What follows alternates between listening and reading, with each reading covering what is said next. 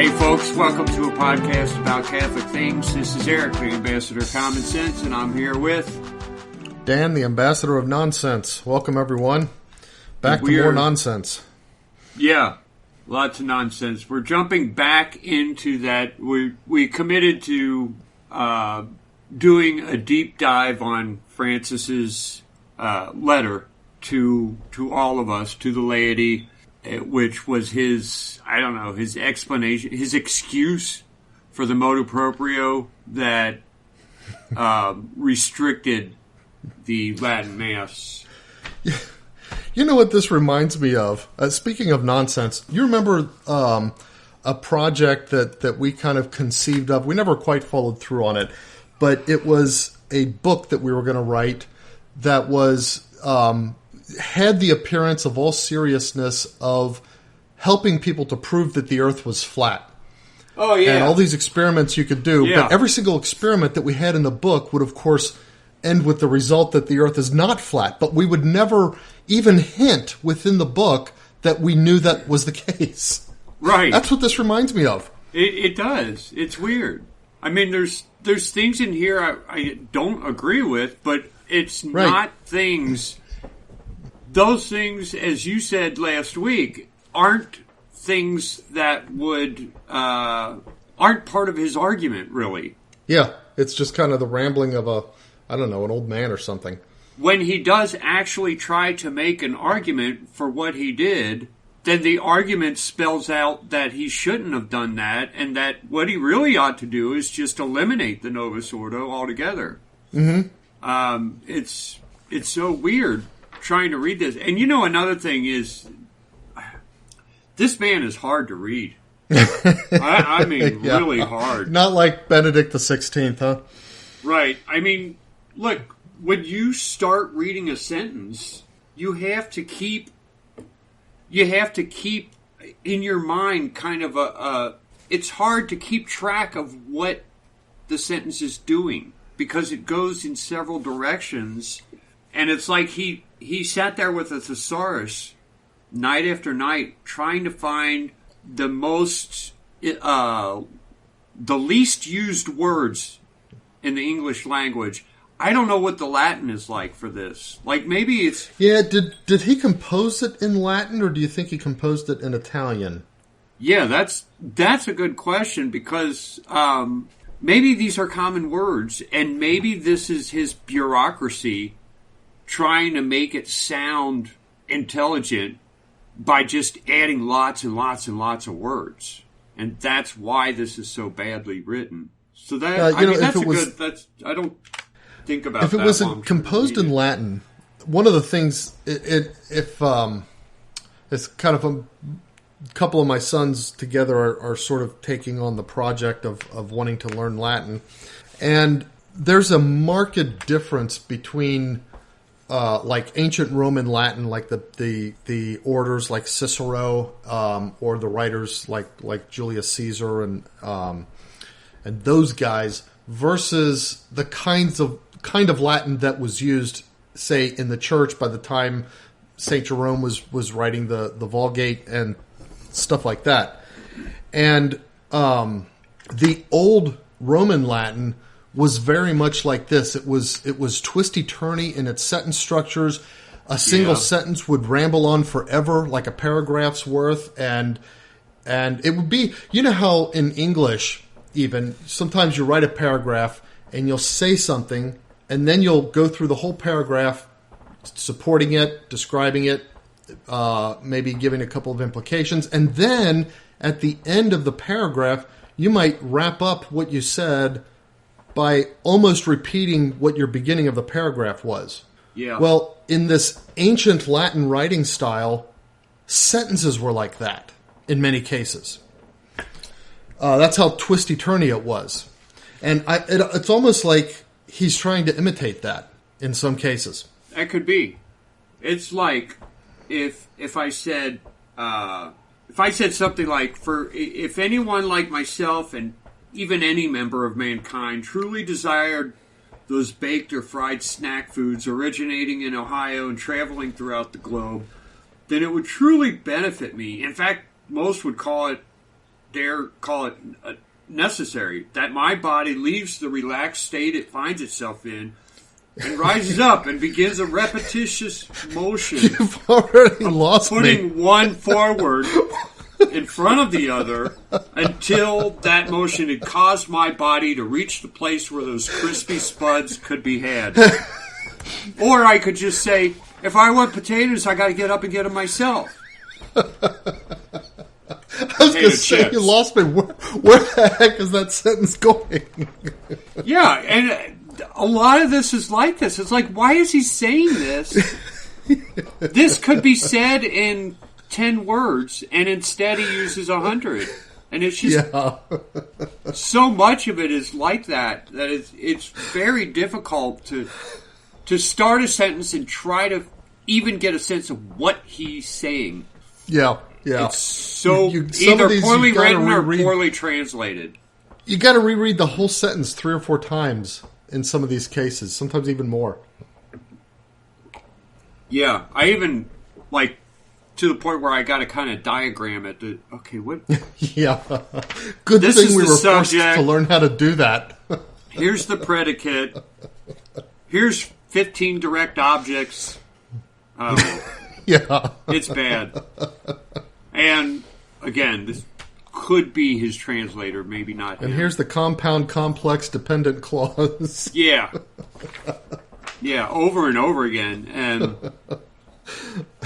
but here's a part that what you don't know, or what I'm talking to the audience now, what they don't know is that these next 2 podcasts, I think we're going to do this one and then one more talking about this document, is going to be put into a book, which we're going to publish, which is just the answer, paragraph by paragraph, to this idiotic statement that Pope Francis gave us. It's going to be the layman's answer to it, full of just common sense and easy to read responses.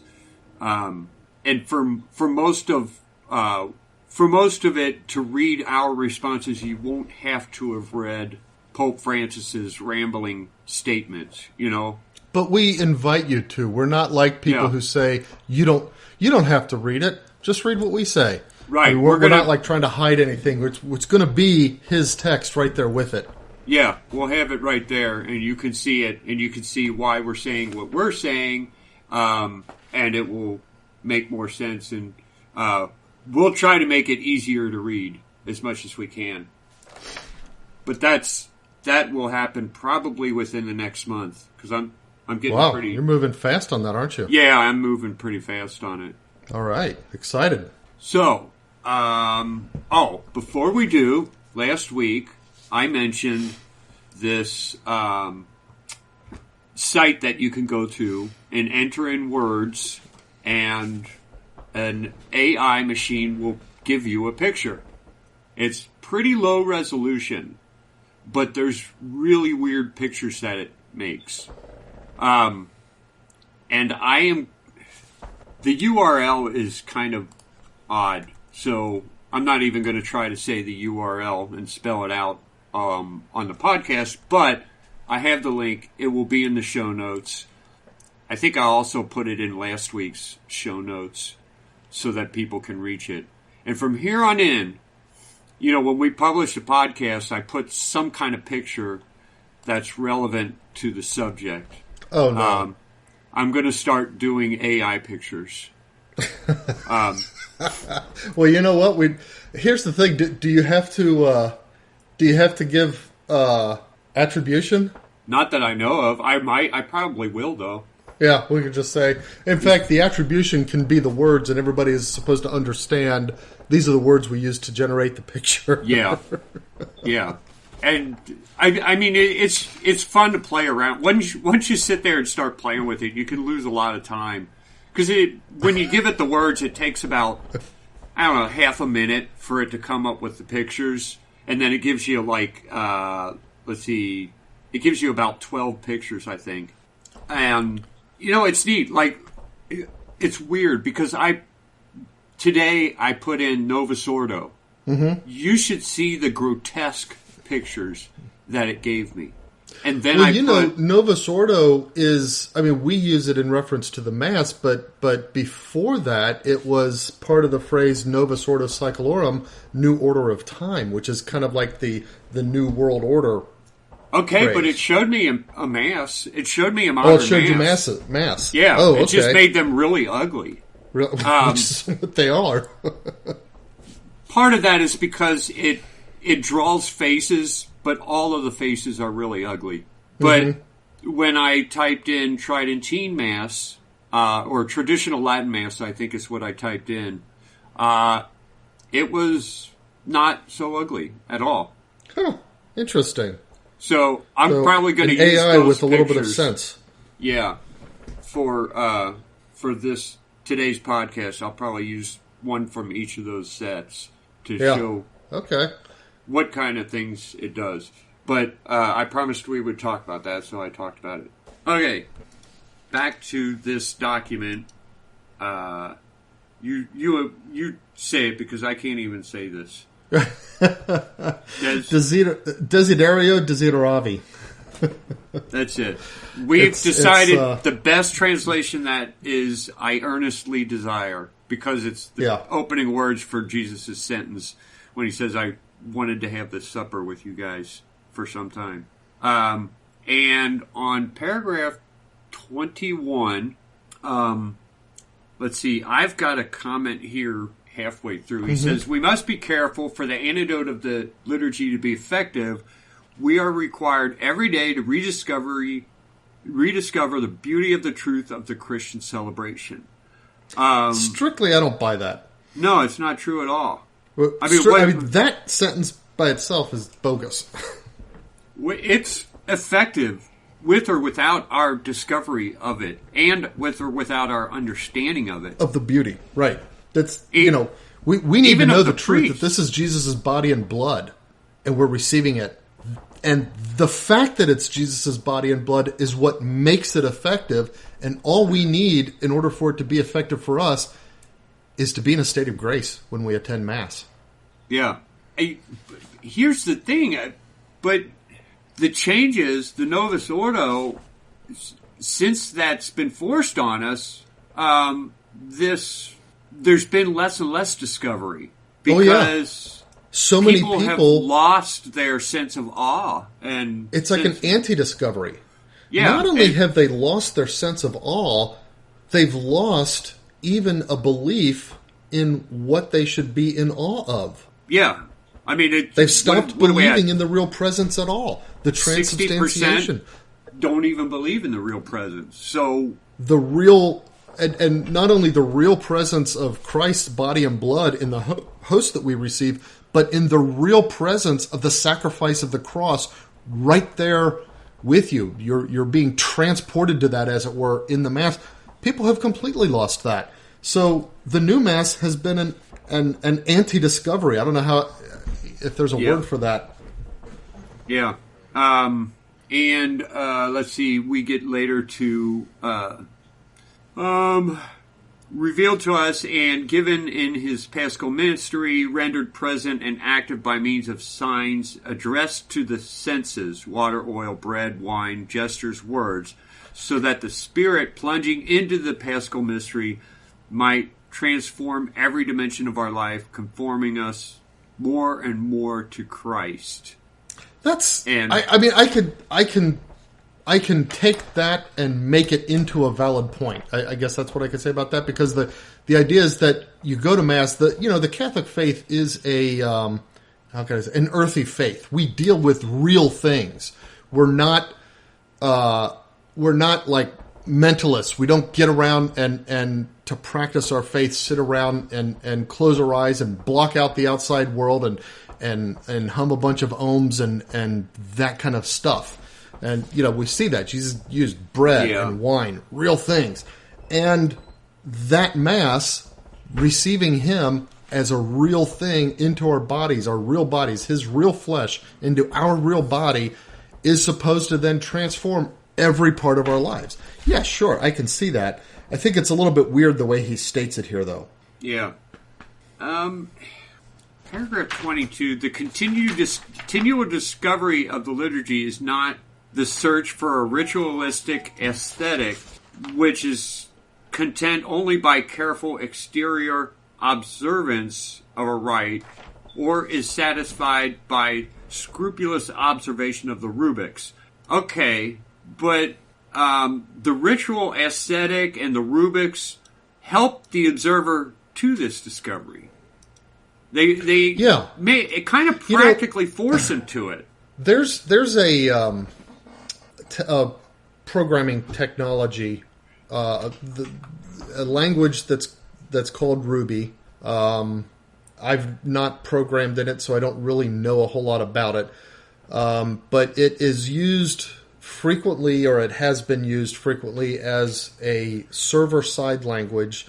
So when you're on the internet and you're interacting, you've got your web browser. The web browser reaches out with page requests to some server, and then that server runs a whole bunch of stuff in the background that you're never aware of before it sends back to your browser some kind of response. And a lot of these pages involve interactions with databases that are dynamic and all of this kind of stuff.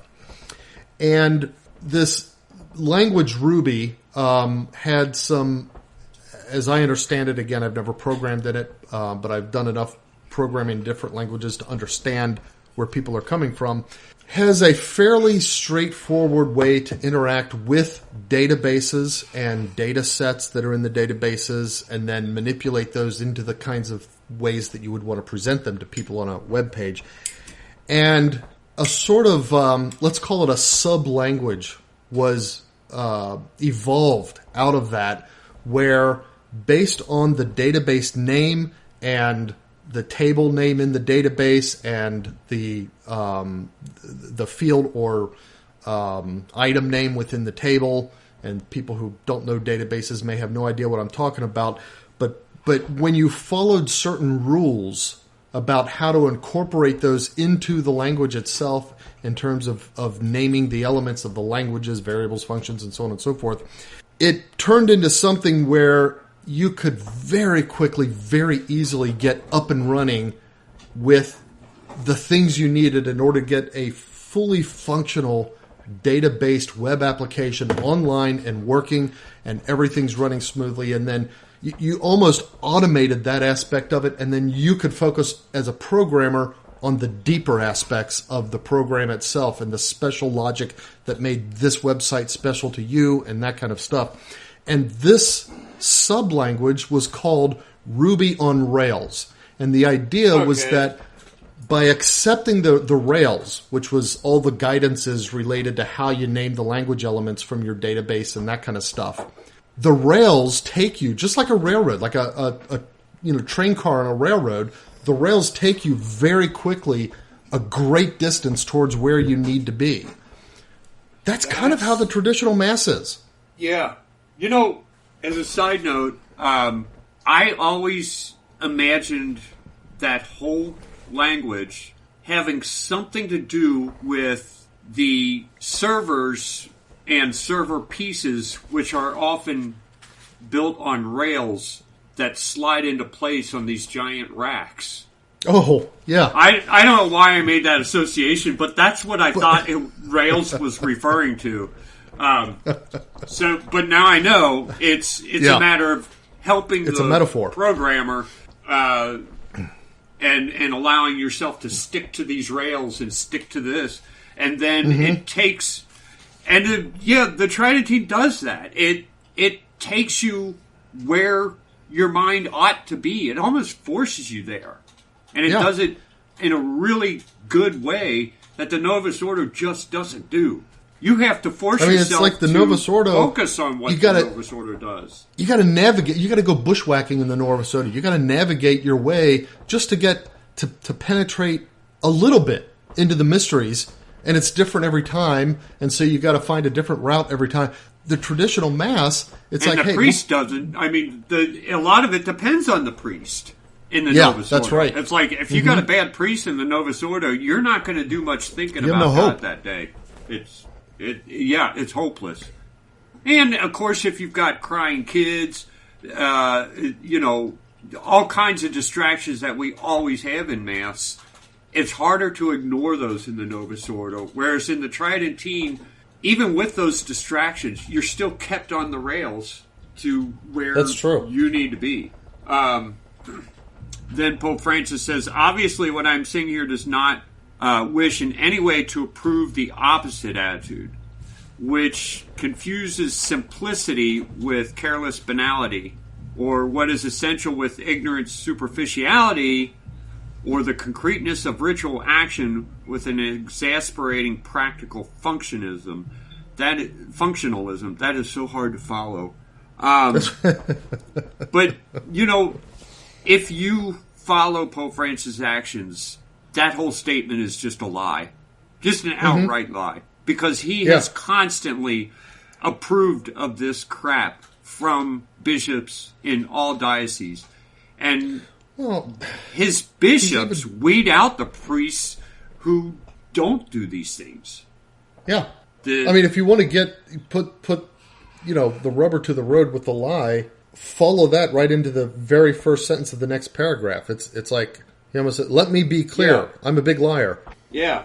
Every aspect of the celebration must be carefully tended to. Space, time, gestures, words, objects, vestments, song, music, and every rubric must be observed. And yet, all the bishops that are his best buds are the ones who encourage the priests in their diocese to ignore the rubrics and find their own way.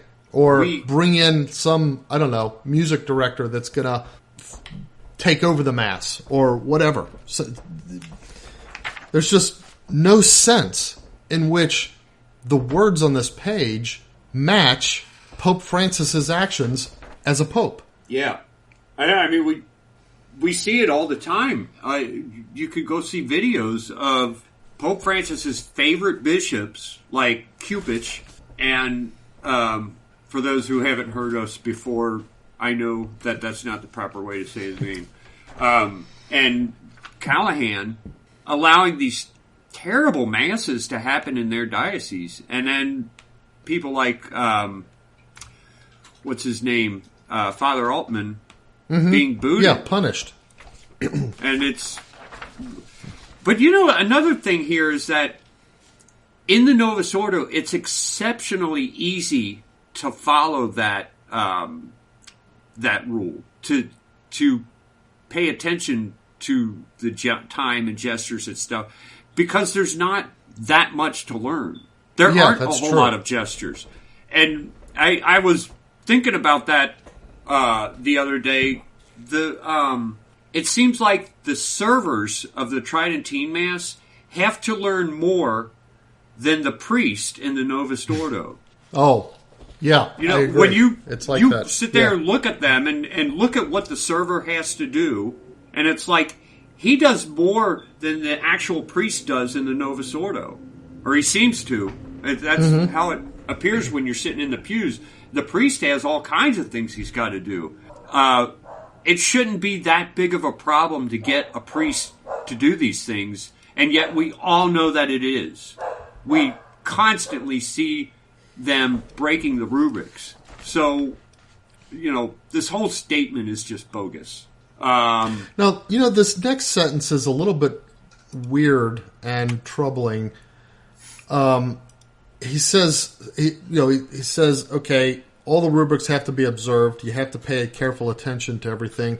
And then he says, such attention would be enough to prevent robbing from the assembly what is owed to it, namely the Paschal mystery celebrated according to the ritual that the Church sets down.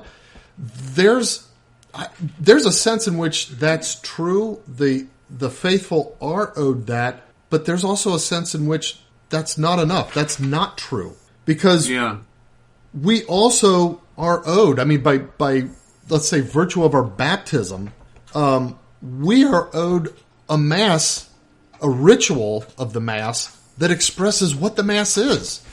We are owed, not necessarily expresses in simplistic external terms, but that reflects, I guess, is a better word that expresses what the Mass actually is. And Yeah. to say that, we're only owed a Mass according to the rubrics that the Church sets down. Well, no, we're also owed a little something from the Church herself in terms of what those rubrics look like. Right. So even a priest today saying the Novus Ordo might give us the celebration according to what the Church has set down. That really doesn't cut it, because it used to be so much more, and it's not. And it's the, quote, reformers who have done this to us.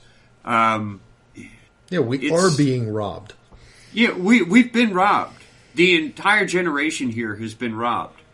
And I don't know. Someday we'll get into why that happened, how that happened. I think we're taking it back little by little. But it's going to be a long road. But yeah, we have been robbed already. He says, even if the quality and the proper actions of the celebration were granted, or were guaranteed, that would not be enough to make our participation full. What is full participation? What does that mean? That's one of those things that the Church. I think the modern minds in the Church, the people who did the reform of the Mass after Vatican II, and a lot of bishops today, and the popes, I think they maybe don't understand that concept of full participation, because what the Mass is, regardless of what rite is used, is this sacrifice of Christ to the Father, this offering of himself to the Father as our bridegroom. Yeah. So he offers us union with him and then offers himself to the Father. And by accepting that union with him and allowing ourselves to be offered to the Father, that is full participation. Yeah. To not have full participation, you have to either not receive Holy Communion or be in a state of sin or something like that, so that you shouldn't receive Holy Communion. Yeah, and not be present, I guess. Or if you don't go at all, whatever. But well, the thing is, that was defined, and we had a way of thinking about it for 2,000 years. And then they decided to redefine it. Participation means saying amen and saying, and with your spirit, or and also with you. Or worse yet, singing. Or singing, yeah. Singing, no matter how bad your voice is. Sing out loud. And or that's no what participation the music is. Yeah.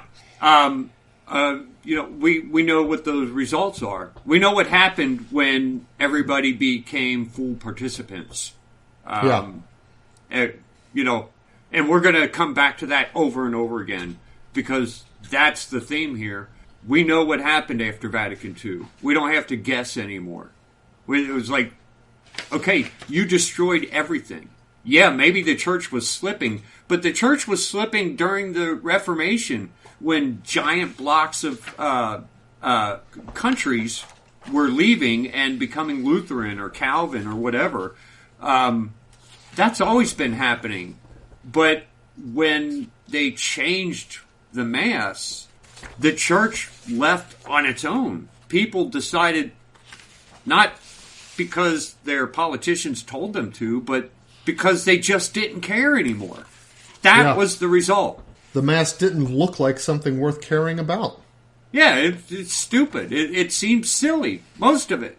And so most men just found no reason to be there, because they erased the symbols that would have made us understand the reason to be there. Okay, 24. Let's see. If there were lacking our astonishment at the fact that the Paschal mystery is rendered present in the concreteness of sacramental signs, we would truly risk being impermeable to the ocean of grace that floods every celebration. That was, I think, what he's saying. I mean, what the words seem to say is that the way the Mass looks is important. Yeah. Okay. And that's why the traditional Mass is so valuable. Yeah. It's And it seems like it's not hard for anyone to pick that up. Anyone who goes to the Latin Mass a few times understands that without doing the brain work of trying to make sense of it. This sentence, you have to do a lot of brain work just to figure out what he means. It's kind of instinctually seen by anyone who dabbles a little bit, Yeah. Well, I mean, just consider a non-Catholic or even a let's go for a non-Christian watching a mass. You watch a Novus Ordo mass, and it's like, oh yeah, they get together and read a little bit and sing and do their thing. Looks like they all share some bread or something like that. I don't know what that's about. Watch a traditional mass as a non-Christian, someone who doesn't have the referential background of the Christian history, the death of Jesus and so forth. You watch that and it's like, wow, something really, really important is going on there. Yeah. This has the sense of sacredness. When I was engaged, I guess, or maybe right after I was married, I don't know. Vicky went to a couple Latin masses with me, and she was, she didn't know or see or really care what was going on because she wasn't Catholic and she had no intention on being Catholic. It's just she was going because I was going, and right. Then I missed the Mass once, and we had to go to another Mass, and she said, I got a lot more out of that Mass than out of those Latin Masses. And that makes sense. Yeah. Because she's not Catholic. Right. But she had no idea what the Mass was for. She's trying to compare it in her mind to what she understands at the Protestant Masses that she grew up in. Or not the Protestant Masses, the Protestant services. Yeah.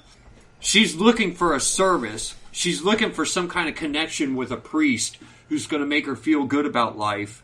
And she didn't get that at the Latin Mass.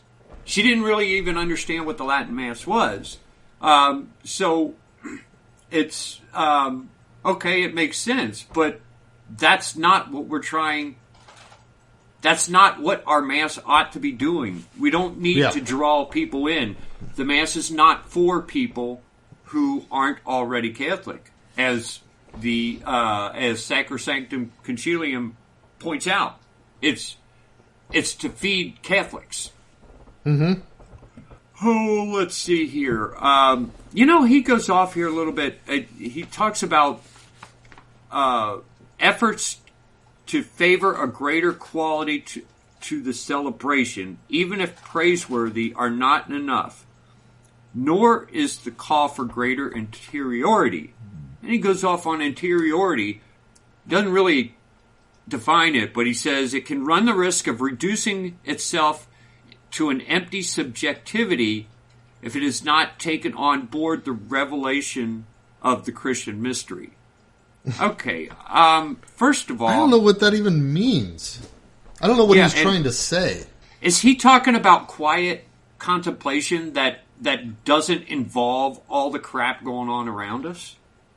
Yeah, or is that what he's complaining about?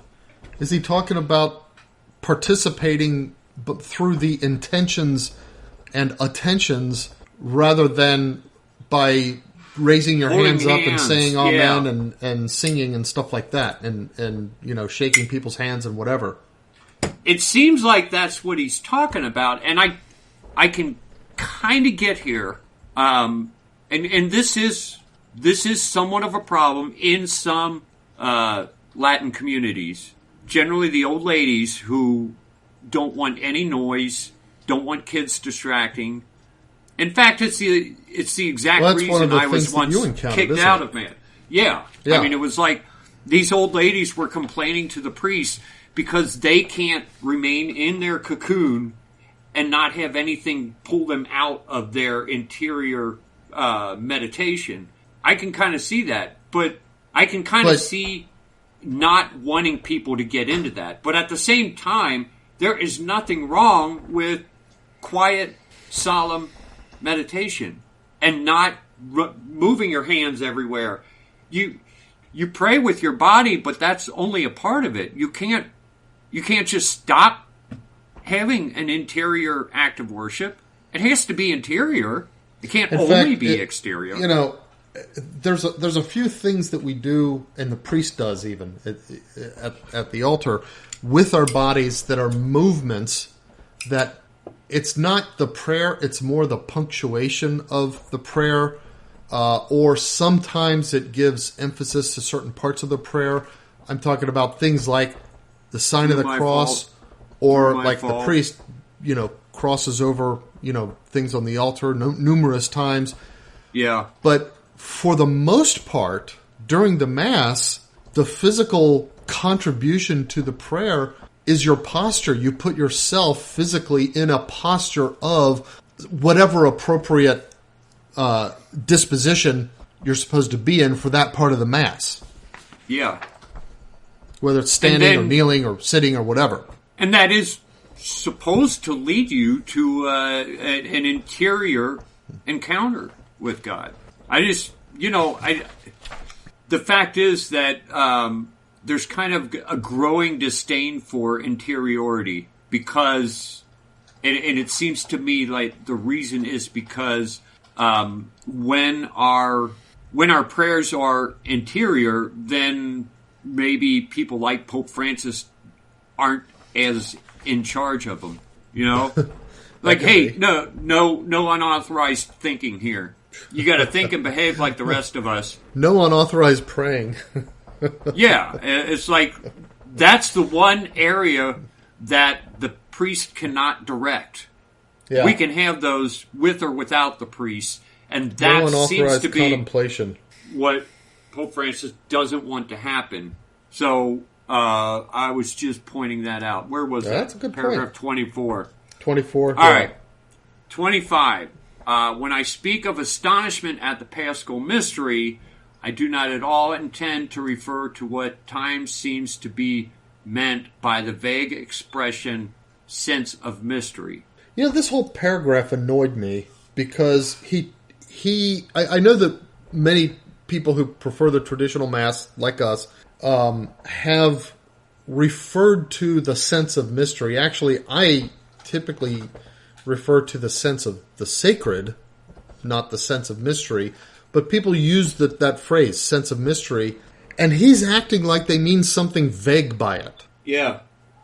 And yet, and we'll get to it eventually. I don't know if we'll get to it in today's podcast or the next one, but later in this same letter, he gives a very good, concrete definition to what people who refer to the sense of mystery actually mean when he talks about symbolism. Well, let's get into that because I've got two notes here. One is from me and one is from you. And okay. I do a little bit more pointing out what that sense of mystery is.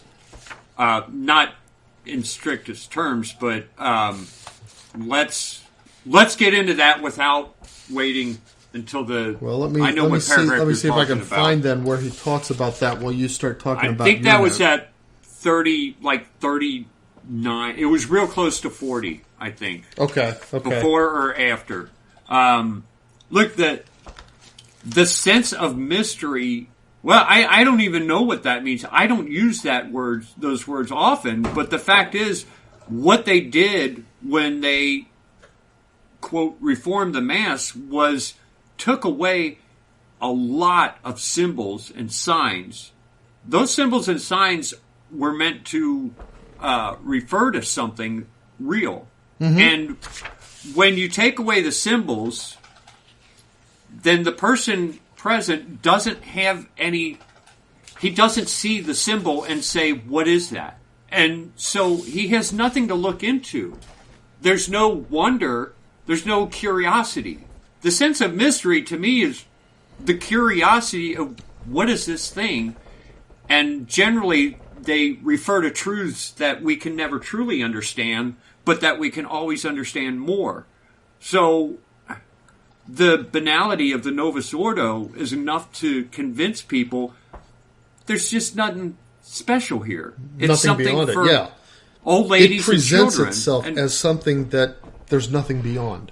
And what you said is exactly what I've tried to sort of use to explain to people before. I try to explain that when we talk about a mystery as Catholics, and especially mysteries, religious mysteries or mysteries of faith and so forth, we're talking about something that is, I like to use the word infinitely knowable. And I don't mean that a man can never know it infinitely. What I mean is that no matter how much we know, there's more to know. And no matter how much we know, by the way that God created us, we're capable of knowing more. We never know all of it. We never know all of it, and we never exhaust our capacity to know more of it. Yeah, that's a good way to say it. That's the sense of mystery. That's even going to be true in the afterlife, in heaven, in eternity. That's still going to be true.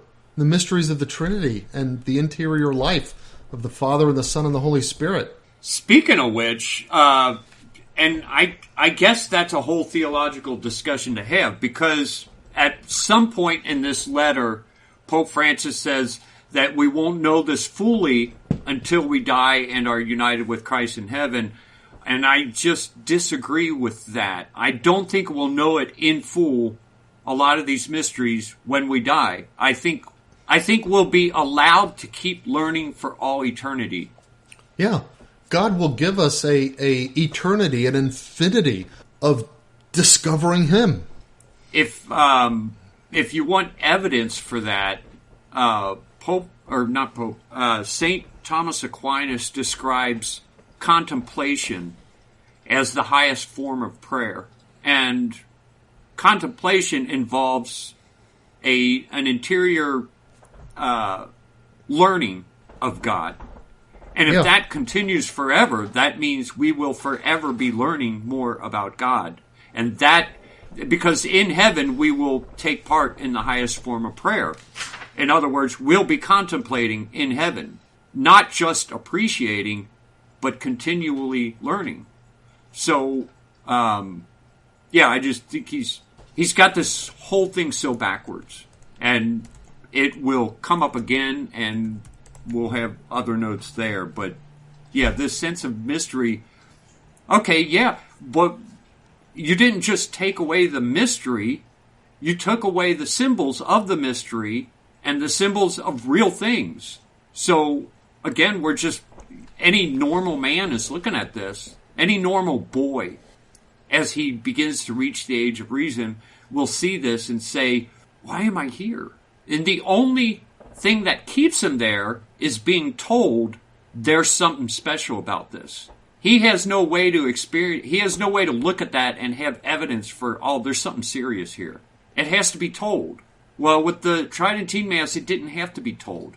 He saw it and he said, there's something unusual. It was expressed in the way the Mass was done. Yeah. It's so important. And it was just discarded. In paragraph 44, he writes, Gardini, he's referring to Romano Gardini, priest. Which I've got notes on him, too. Okay, but here, he just gives one quote. Here is outlined the first task of the work of liturgical formation. Man must become once again capable of symbols. And then later he says the task is not easy because modern man has become illiterate, no longer able to read symbols. It is almost as if their existence is not even suspected. Well, we'll get later to that actual paragraph, but that's exactly what we mean when we say we've lost the sense of mystery. Yeah. That was a product of the Novus Ordo. It wasn't a reason for the Novus Ordo. They used it as a reason, but that simply wasn't true. It was caused by the Novus Ordo. Yeah. It's maddening. More than occasion for it is, if the reform has eliminated that vague sense of mystery, you know what the best way to say this is, that they didn't eliminate the sense of mystery, they eliminated the signs of mystery. Yeah. Then they eliminated the presence of symbols, or the yeah. I don't know, the expression of symbols, the symbolic expression of what really is going on. Then more than a cause for accusations, it is to its credit. This is just again, bunk. The signs of mystery have been removed, especially the beautiful ones. The more beautiful they were, the more they were stricken from the Novus Ordo. Yeah. Let's see. 26. That was a long paragraph. I know. I didn't have any comment on 26. Yeah, I did. It was real. You know what? I'm going to skip it, though. 27. Therefore, the fundamental question is this. How do we recover the capacity to live completely the liturgical action? This was the objective of the Council's reform. Well, my only comment, seizing on that second paragraph, this was the objective of the Council's reform, is that's why we should go back to the traditional Mass. Because the Council's instructions for reform were thrown out the window. They didn't use them. Yeah. They took the concept of reform. Oh, the Council said reform. Okay, let's not read anything else that the Council said about it, and let's go do something completely new. That's ours. Let's go, create a Mass for a kindergarten class. Yeah. Something else he says here in paragraph 27. The challenge is extremely demanding, and he's talking about what the Council was trying to do. Mm-hmm. Because modern people, first of all, just that alone, why modern people is in 1970. We're now more modern. And so modern people is an ever-changing That's true. piece of... It doesn't mean anything, really. It just means the latest person, and that is always changing. But then again, it's not always changing. People are people. Not in all cultures to the same degree, have lost the capacity to engage with symbolic action, which is an essential trait of the liturgical act. First of all, again, we were just talking about that. Why do you think that? Why do you think we don't know how to engage with symbolic action? Because all the symbolic actions were taken away from us. Yeah. Okay, think about this, about modern people.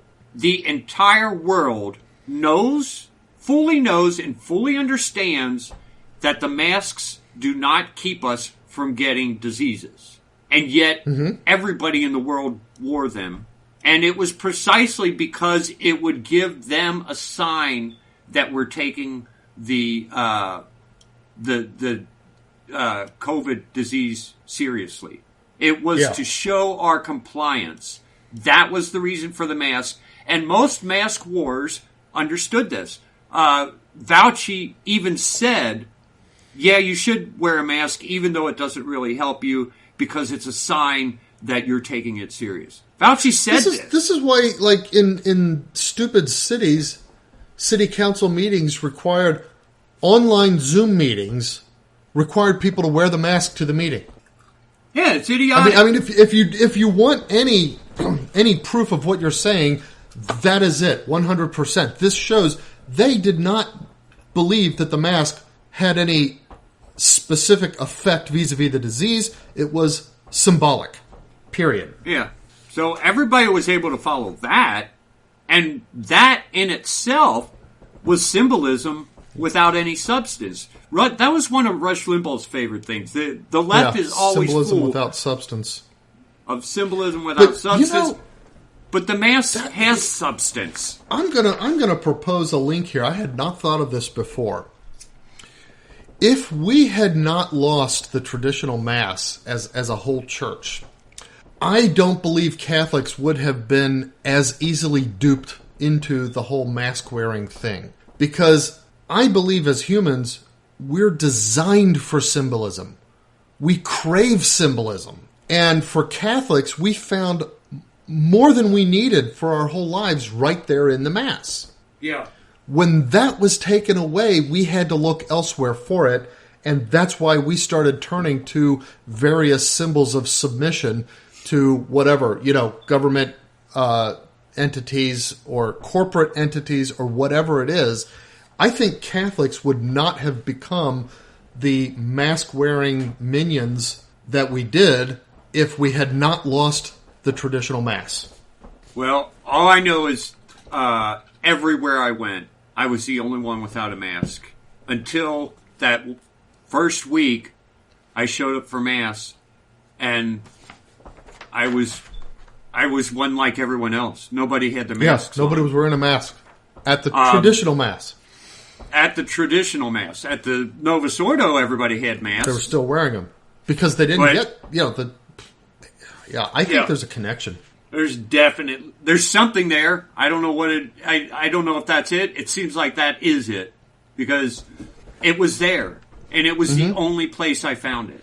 And I almost cried when I walked into that church and saw that no one was wearing a mask.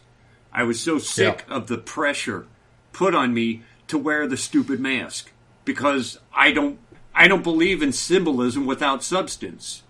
But the Mass has a lot of symbolism, but it all has substance behind it. Substantive symbolism. We see a symbol, we want to know what it's about.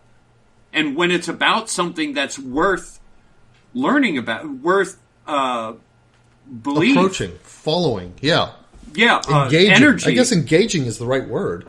Right. If it's worth engaging, hey, I'm all about that symbolism. And I think the whole world was, and I think this weird V2 approach where everyone's lost their observation of symbols or the ability to engage with symbolic action, that was bogus. That was completely bogus. It was never true.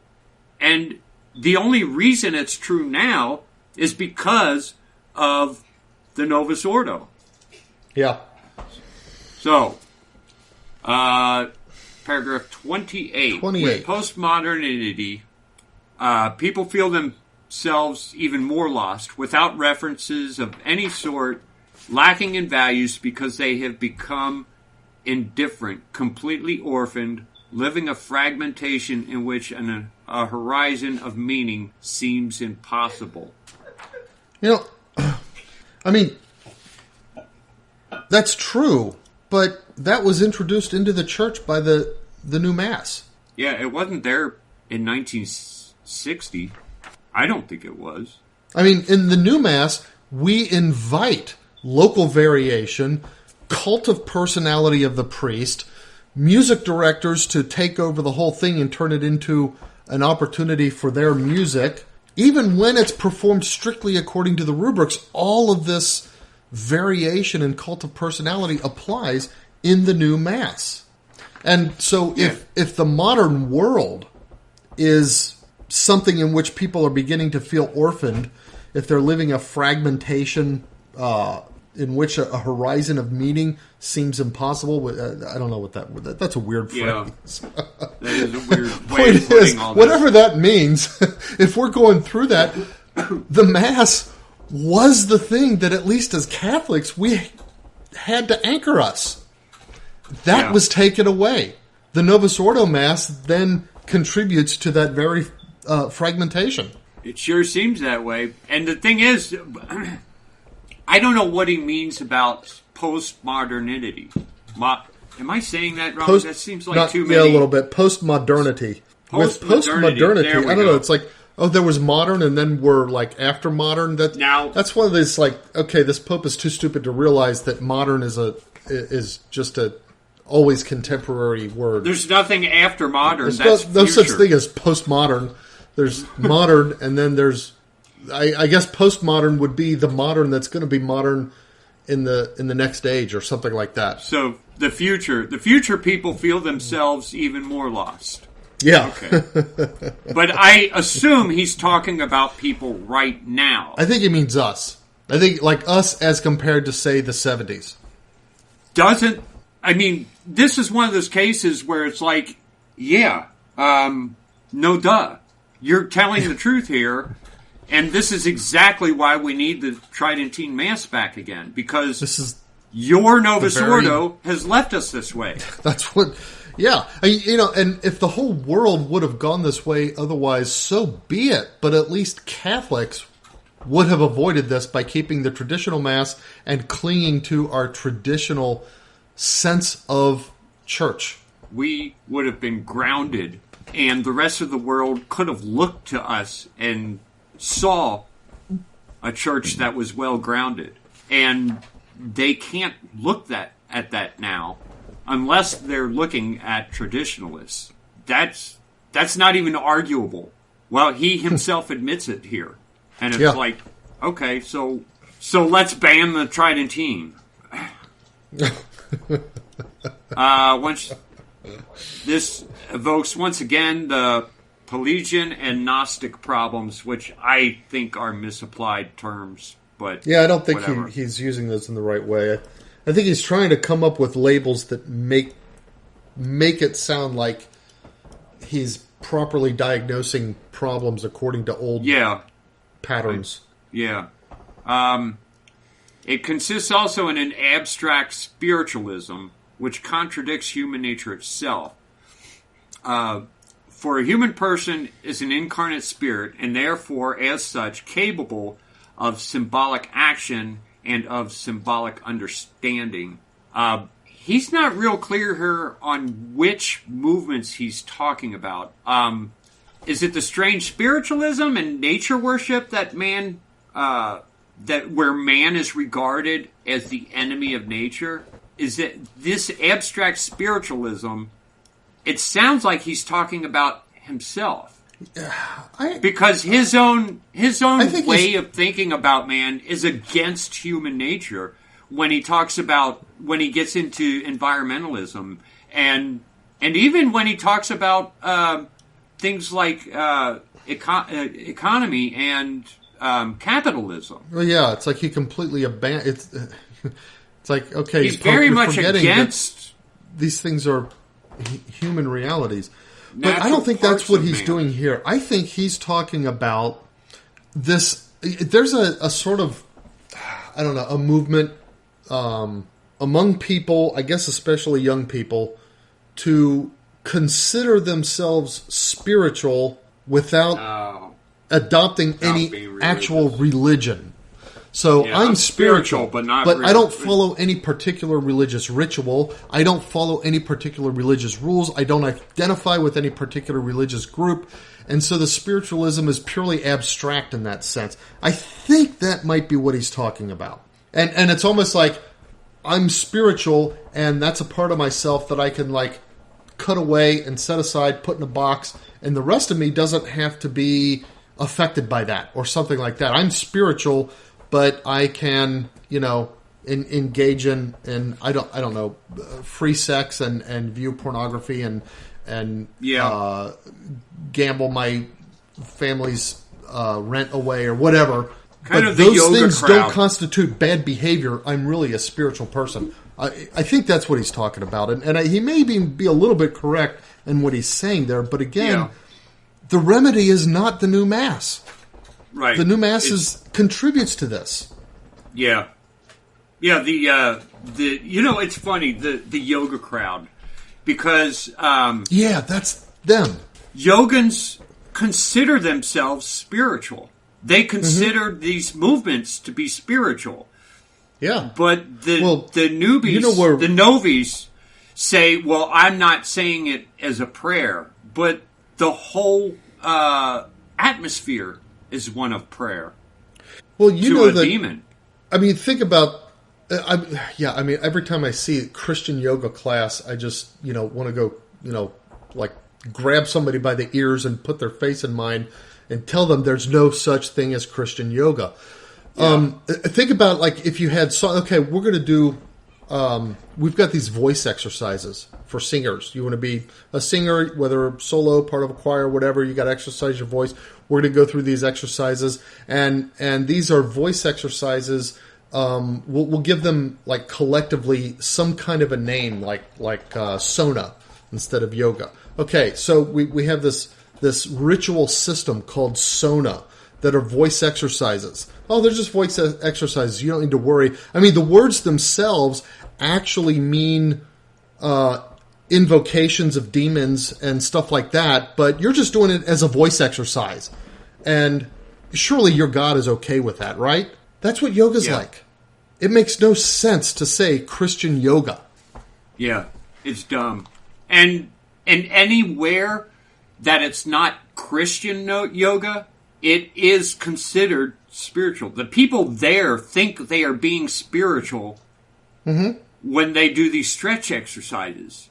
Yeah. It's fact, part of how they call themselves spiritual. There is a pushback, a movement among, I'll say, real yogis, by which I mean like Indian Hindu yogis, to try to suppress the growth of like popular yoga as exercise classes and clinics and that kind of stuff, because it for them it is a spiritual thing. It is an act of worship. It's demonic, but I can see where they're coming from. Think if people took our own religious exercises and movements and so forth and decided to for let's say they served some particular, I don't know, breeding. You know what? I don't know that we would actually be offended by that. Like, let's say like people developed a class of vocal training that's centered around Gregorian chant of, say, the parts of the Mass or something like that. How would we feel about that? Which has happened. Yeah. But it was purely secular, non-religious. Yeah. I don't know that we would be terribly offended by that. No, because that has happened. I mean, you go to places that are very secular, and they're learning the Ave Maria, or, again, the Mass, Yeah. Yeah, how many composers compose Masses? Mozart and Beethoven, they've all written Masses, and people learn these, and they are regarded as... Mozart's Requiem was never intended to be actually used as a real Mass. It was intended to be performed in concert and stuff. Is that true? I think it is. It would not have been fit for a real Mass at the time that he composed it. I've always wondered that, because they have all these Masses like the Requiem, and it's like, okay, did they really do this at a Mass? It would have taken a lot of people to do this at a Mass. Yeah, no, it wasn't intended to be that. Now, I don't know if you've ever watched the movie Mozart Amadeus, or maybe it's just called Amadeus. I did see parts of it. It's in it they present it as a story like he's getting, like he's composing the Mass in his mind as part of sort of his dying thing, and he wants it to be his funeral Mass. That's like a completely fictitious, made up aspect of his life. Okay. So. Okay. Well, let's see. We're on paragraph 29. Okay. And give me a second here. Yeah, I didn't have any comments on that one. Yeah, okay. With this reality of the modern world of the church, United in Council wanted to enter into contact, reaffirming her awareness of being the sacrament of Christ. And then he goes through a bunch of terms here that, the listening to the Word of God and recognizing her. Okay, that's what they wanted to do. But what has happened is that the church withdrew from this contact. This is where I'm pointing out that we don't have to... This was the goal of the council, so they say. Mm-hmm. We don't have to wonder whether or not these actions will help them accomplish this goal.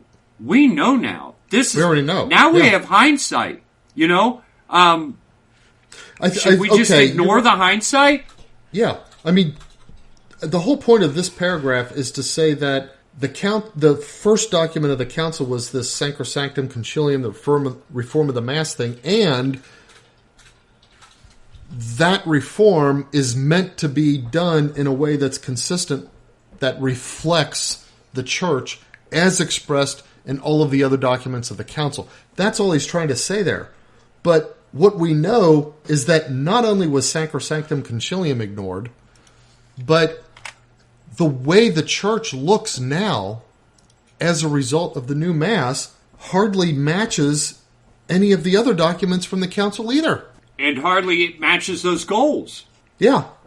So the new Mass is a terrible failure. Everything it was supposed to do, it did not do. And we know that now. There's no reason to keep having this stupid argument. We already know. It's there. We see. Yeah, the question should not at this point be whether to allow the old Mass or force full adoption of the new Mass. That should not be the question. The question should be what to do about the abject failure of the new Mass. Yeah, how do we fix this? Are we just going to act like this sickness doesn't exist and keep saying... I mean, the fact is he's had other comments where he flat out says that the problem in the church right now is us. Us trying to hang on to outdated whatever. But we're not the ones who don't believe in the real presence. So how can we be the problem? The problem is the Novus Ordo. It's when he admits what the church was trying to do here and ignores the fact that they failed. That frustrates the heck out of me. I know. That's the thing. It's like when you read this stuff and you think, were you actually sitting down writing these words and you really were failing to see the obvious conclusions? Yeah. I mean, are you either that stupid or that, like, diabolically dishonest? It's got to be one of those two. It's so frustrating because you don't want to conclude either of those things of your Pope. Yeah, but that's what it is. That's where we're at. Him giving us this letter tells us what we need to know. Yes, he understands what the goal was. He knows that it didn't work, and he is forging ahead anyway to try to force us into submission that, I don't know. Yeah. Submission of what? I mean, what does he care if we say a Tridentine Mass? But then he goes into a quote from St. Paul VI, Pope Paul VI. I'm going to wait another two popes before I call him St. Paul VI. But, he just goes into about how hard it was for them to do what they do. And I just would comment here, wouldn't it have been great if the writers of the Novus Ordo had followed the guides outlined in this document? The Sacrosanctum Concilium? He's like celebrating at the fact that they managed to get it published, and then it's like, okay, let's assume that your joy is genuine. Why did you then oversee the whole thing being thrown out the window? Yeah, because I guess here's my point: if we don't really know if the guide set by Sacrosanctum Concilium, we don't know if it would have been a good thing. That's true. We do know what happened, and we do know that was a bad thing. Yeah. So quit putting up this straw man where we argue over Sacrosanctum Concilium. That's gone. We'll never know what would have happened then. Mm-hmm. We know what did happen, though, and they ignored that document and vandalized our Mass. But it's still frustrating to keep watching people, especially the Pope, refer to what did happen as the, quote, reforms of Vatican II, which they were not. Right. In paragraph 31, it says, it would be trivial to read the tensions unfortunately present around the celebration as a simple divergence between different tastes concerning a particular ritual form. And I'd say, you're right. That's what we've been saying all along. It has nothing to do with taste. There's two fundamental orientations about the Mass. One of them is the Mass is an act of God. It's Jesus Christ himself marrying himself to the human race and offering himself to the Father. And the other orientation is that the Mass is an act of men getting together and praising God, during which Jesus comes down and joins us so that he can be part of our celebration. Those are the two different That's where the divergence is. He's exactly right here. And he's 100% right. Then he says the problematic is primarily ecclesiological. I don't know what he means. The problematic. I think he's dead wrong here. What's a problematic? I don't know what that means. Probably a typo. Probably a mistranslation. But the problem seeps into the theology of the church through the Mass. Yes. The liturgical, the Mass, which is source and summit, when it was changed, when the rite was changed, when it started to look different, it sullied and soiled our sense of ecclesiology, our sense of church. The problem is liturgical. The ecclesiology is an outgrowth of that. Yeah, and we see it everywhere. When we've got a pope actually in documents, in magisterial letters, saying that we should serve communion to people who have purposely cut themselves off from God and the church and give those people communion, well, that's a theology. And it's this not caring for the Eucharist, not believing in the Eucharist that led to this theology. That's a theology when you put it in a church document. Yeah. You know, when we have a pope who doesn't believe that Jesus knew his divinity, I think that's the thing he said to that reporter. That one guy that never keeps notes and that the pope never corrects. Well, I mean, it's the same guy who sort of reported on, maybe tattled on. Maybe he's telling the truth. That the Pope says he doesn't believe in hell. Doesn't believe in hell. Doesn't believe Jesus understood his divinity until after he was dead or something. Yeah, who knows? The ecclesiological aspect is really just a sign of the heretical theology that's behind it. Don't sum all this up and say it's ecclesiological. No, it's not theological. There's a real deep problem here. It's not just a matter of taste, and it's not just a matter of ecclesiology. It goes deeper than both of those. It's theological. Yeah. Let's see. I do not see how it is possible that one recognizes the validity of the council, although it amazes me that a Catholic might presume not to do so, and at the same time not accept the liturgical form born out of Sacrosanctum Concilium. Well, it amazes me too. That's a stupid sentence. I mean, there are ways to see that, but the thing is, the broader accusation is, it's not like we're going around and claiming that Sacrosanctum Concilium reforms were bad for the Mass. We're saying you never implemented them in the first place. They were ignored. The Mass we have is not a Sacrosanctum Concilium Mass. And the only Mass that we have as a referent against that is the traditional Mass. That's what we need to go back to.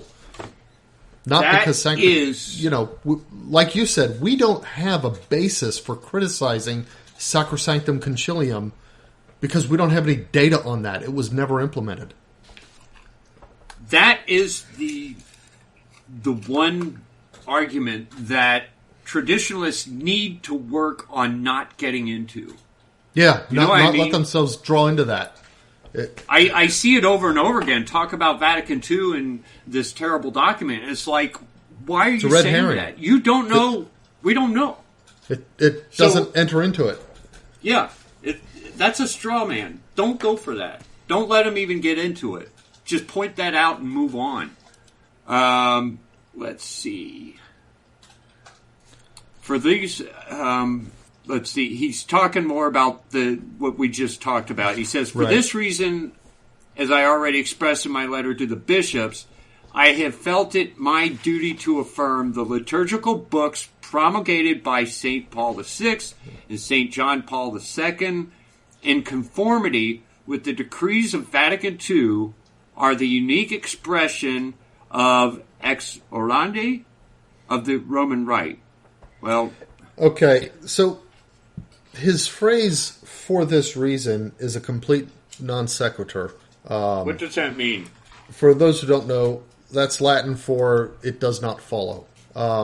It's like, if I say, "Oh, it's raining, therefore I need to brush my teeth," or something like that. It's like you're claiming that something has a logical connection to another when it doesn't have such a connection. Okay, but ignoring the non sequitur, in order for these reformed books that he talks about to be, his phrase is, unique expression of the lex orandi. Lex orandi is law of prayer, okay? Okay.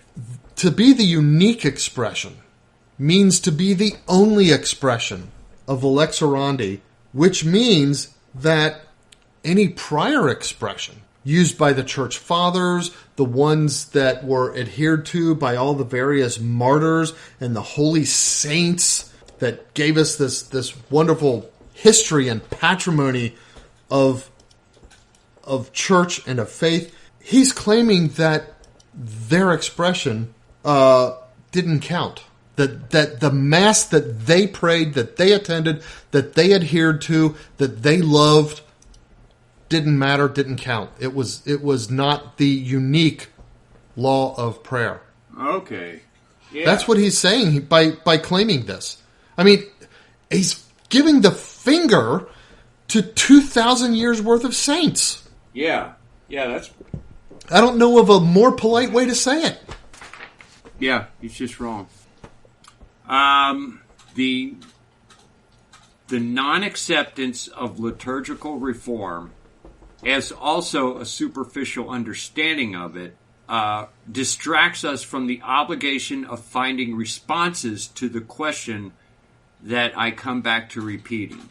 Before we get into that question, does the superficial understanding of the reform or the non-acceptance of the reform? I think he's saying both. Is that both non-acceptance and a superficial understanding of it distracts us from the obligation? Here's the way, it's like, okay, people's hang-ups about the reform distract us from the obligation of finding responses to the question that I come back to repeating. Okay, that's what he's saying here, and I think what we're going to find is when we get to the question is that no, he's wrong. He's like dead wrong. The non-acceptance, the superficial understanding doesn't really exist. There have been very deep developments of understanding of the reform. I think I just But maybe lost it's you. a Okay, no, I didn't.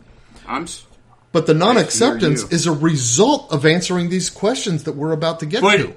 But maybe it's a superficial understanding of the non-acceptance. I think that's true. A superficial understanding of the non-acceptance of the reform is distracting the mainline church from the obligation of finding responses to these questions. I'll buy that. Yeah. I'm making a note real quick so I remember to point that out. Okay. So the question he is repeating is, how can we grow in our capacity to live in the full liturgical action? How do we continue to let ourselves be amazed at what happens in the celebration under our very eyes? We are in need of serious and dynamic liturgical formation. Sure. I can't think of a better answer to those questions than the traditional Mass and educating people in the traditional Mass. Yeah. Great argument, Pope Francis. And therefore, the world is flat. Yeah, that's... It's crazy. I don't have anything in the next two paragraphs. 32, yeah, he's got... Okay. On the morning of the Pentecost, the church is born, the initial cell of the new humanity. Only And the that's- community of men and women, reconciled because pardoned, alive because he is alive, true because we dwelt in by the Spirit of truth, can open the cramped space of spiritual individualism. I don't think spiritual individualism had anything to do with it, but this is the new humanity. This is, okay, God intended all of mankind to be his. Adam sinned. Christ came, established a church.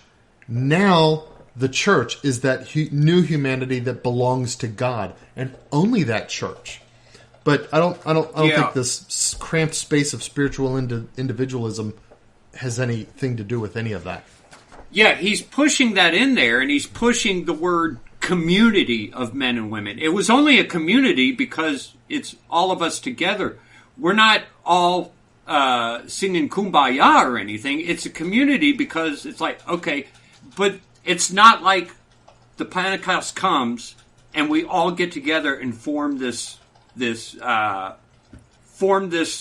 thing where we invite other people into this group. Everyone in the group at the Pentecost immediately left. They all went out into the world to create the community. Oh, yeah. It's like it was a community that existed de facto as the body of Christ, but we as individuals went out and called others to join that body. And, of course, the source of our zeal to do that was the Mass itself, our uniting with Christ, and the thing we were calling other people to as their ultimate goal was also that uniting with Christ, the Mass. Yeah. And I mean, spiritual individualism, our unity is in uniting in Christ, but we all do that as individuals. We're individuals. There's nothing wrong with spiritual individualism because we don't. Yeah, I don't combine know. into one spirit. It's kind of weird because yes, there is a bad kind of spiritual individualism. Like if you think that somehow you can be, let's say, if you imagine that you can be a son of God without being part of a church, which is the body of the Son of God. You see what I mean? It's like there's a very real theology of we are saved by virtue of being members of a church, and it's the church that's saved. But at the same time, we're individually don't saved. Approach each other as our spiritual pathways. We encourage each other, we receive encouragement from each other, but Christ is still our pathway. Yeah. I just wanted to point that out. That we are individuals, spiritually. Yeah. I have and a soul make our that I don't share with you. And we come to Mass individually. We unite into the community individually. And through Christ, through the communion in Christ, is how we become one body. Yeah. Just seems like the community of Pentecost, he's stretching that. And I don't think it's not really a community the way he's describing it here. It was that we're all united here. Now let's go out, and many of them never talk to all these other people again. At Pentecost, because thousands were converted on that day. Yeah, and they went out and spread the word. They didn't live together as a community. They just were put into a community because of the reality of the body of Christ, right? The reality of the church. From that moment on, the celebration became the privileged place, though not the only one, of an encounter with Him.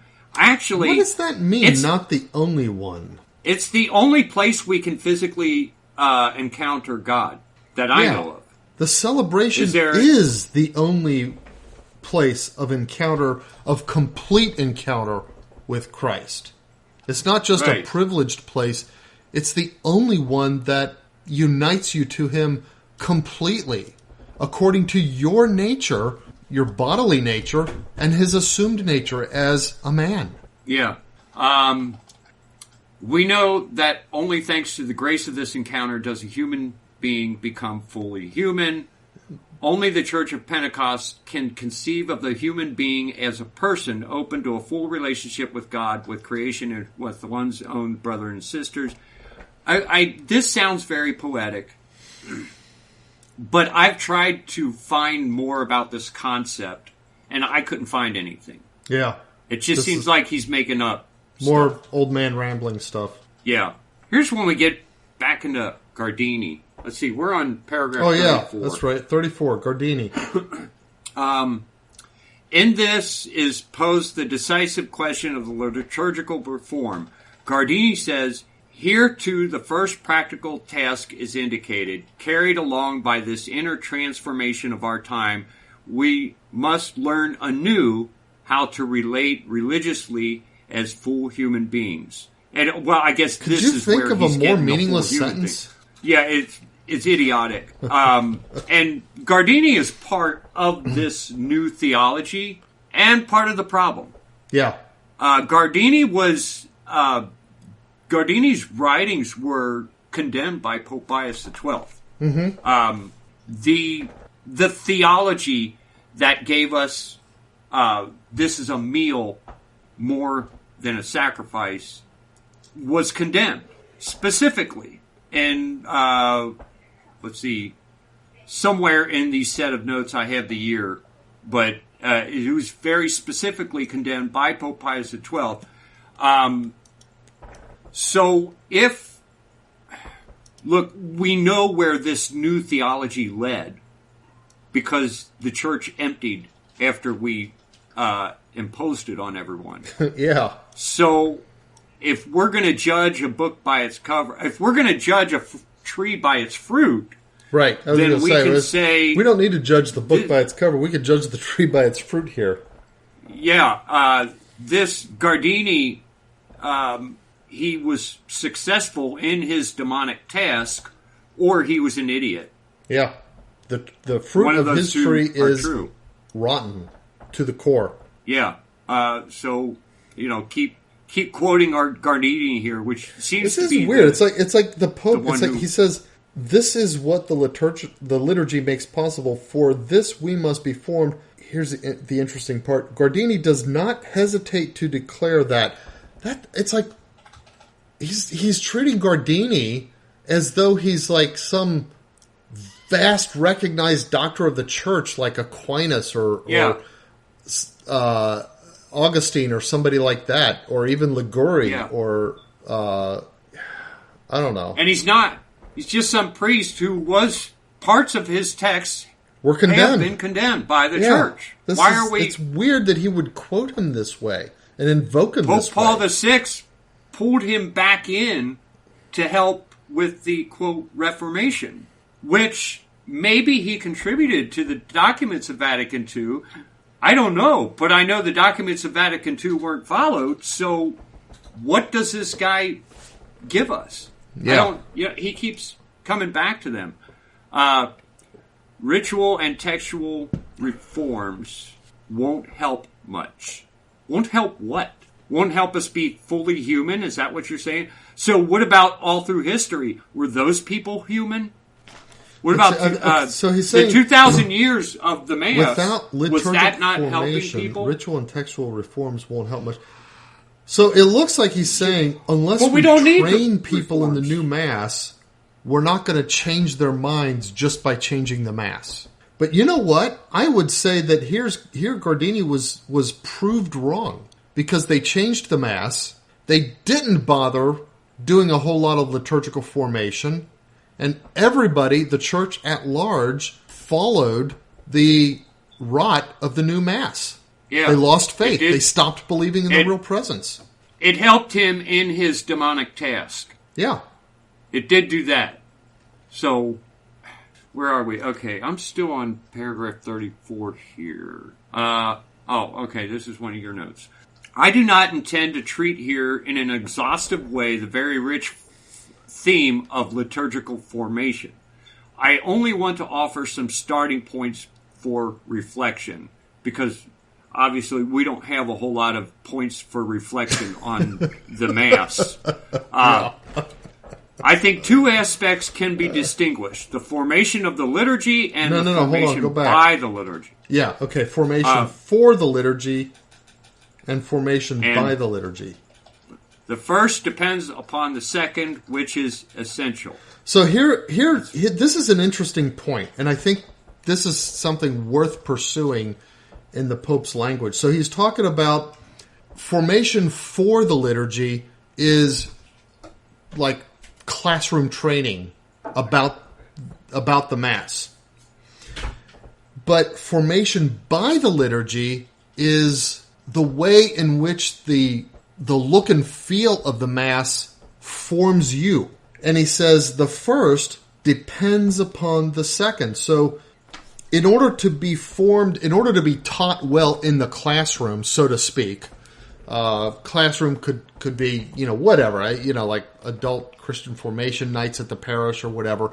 But in order to be formed well in the classroom so that you can do the liturgy well, the liturgy itself has to impose itself upon you. And that's what he means when he says the first depends upon the second. So the classroom depends upon how the liturgy affects you. And the second one, formation by the liturgy, is essential. I wholeheartedly agree with that statement.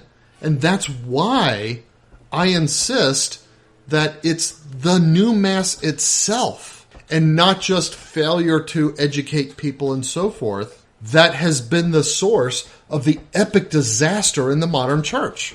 Right, I'm back. I could have said it better myself, but yeah, sure. Go ahead and try. I agree with him. I mean, his sentencing here is hard to follow, but yeah, okay, yeah. We both could have said it better than the Pope said it, but here's the thing: it's right. like again, that is true. Yeah. Therefore, the Earth is flat. It's essential. Yeah. Okay. It was and is necessary to find the channels for formation that is the study of the liturgy. Well, we've got like 2,000 years of writing that we could look into for this. The channels for a formation that is the study. I don't even know what that means. I assume he's saying we have to look for the knowledge to. We have to look. We have it to sounds like it's like if you say we have to find the source for the variations for the change that cause the variation sources. It's like that whole sentence is just a stupid circular snake eating its tail.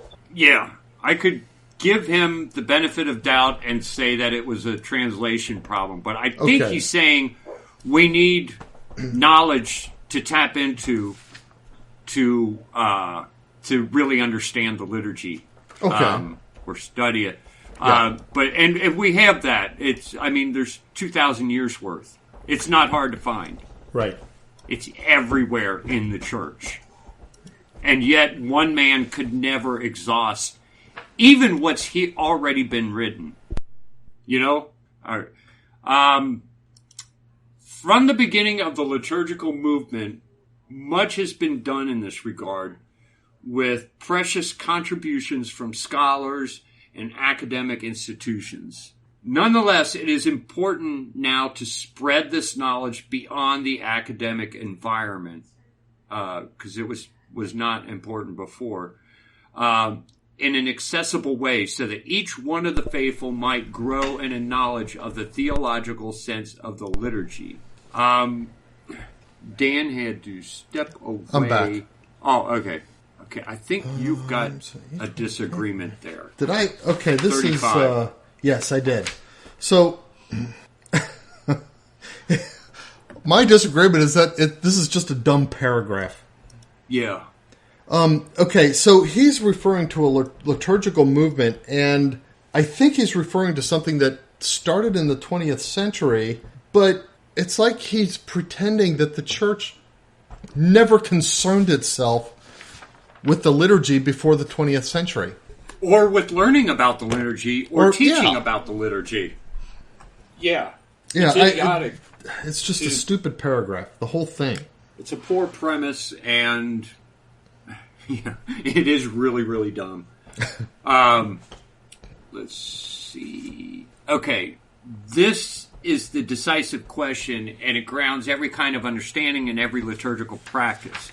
It also grounds the very celebration of the celebration itself, helping each and all to acquire the capacity to comprehend the ecclesiological This is the euchological text. I think he's talking about the Eucharist. That does say euchological. Eucharistic text? Yeah, like Eucharistic text. Maybe. Text regarding the Eucharist. Ecological. Spell check says it might be ecological. No, I think he means concerning the Eucharist, but concerning knowledge of the Eucharist. Okay.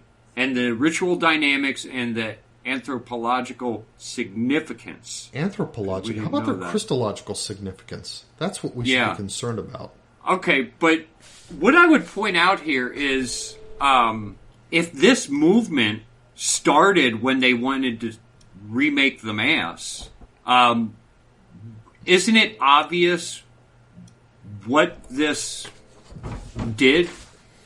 Considering that up until the Novus Ordo, the laity had a pretty good understanding of what the Mass was. And after the Novus Ordo, the laity lost that understanding.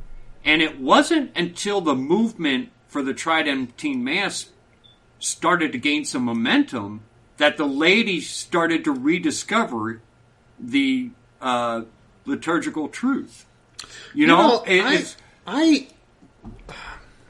This is a thought that like just struck me out of the blue just now.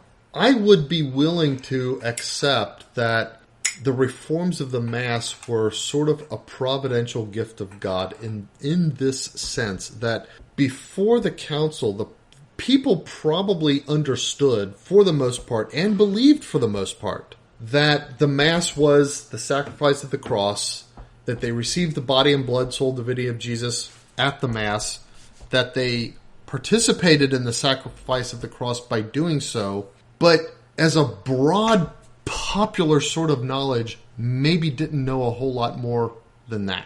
Maybe didn't contemplate a whole lot more deeply than that. And the reaction against the new Mass, I think, has more people maybe than before Vatican II thinking more deeply about what the Mass really is and what it means. It's like if you're not going, it's like Christ is giving this infinite. It's like he's giving this big flowing stream.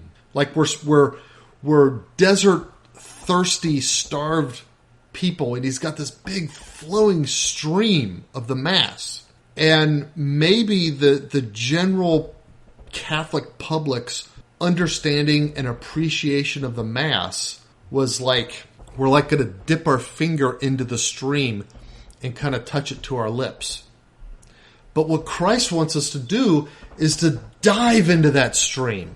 And so he says, you know what? You don't appreciate this stream for what it is, so I'm going to take it away from you for a little bit. And that's what the new Mass is. I could see that. That could be. I don't know, though. I don't know either. It's something that we're talking about a time when the people are watching more and more media, and Catholics had not dominated it yet. Yeah. We had not become a part of it. So, we had Fulton Sheen. That was about it. But if we had never lost the Mass, as we began to take part in this media, would our understanding have grown, or would? That's a good point. Would the development of the world itself would we have taken advantage of the opportunity to start having these discussions and to push each other to understand more deeply the value of the Mass and the reality and maybe we wouldn't that have. We encounter? Maybe that wouldn't have happened if we hadn't been slapped with deprived this. Of it. We're going to take your mass away. Yeah, we were Yeah. deprived of it, and I mean, we starved for it. I certainly believe that God's providence covers all events in history, so maybe that is part of His plan, or at least part of His providence. The fact that they took the mass away and there wasn't a huge revolt. There was a revolt, but it was very small. Yeah.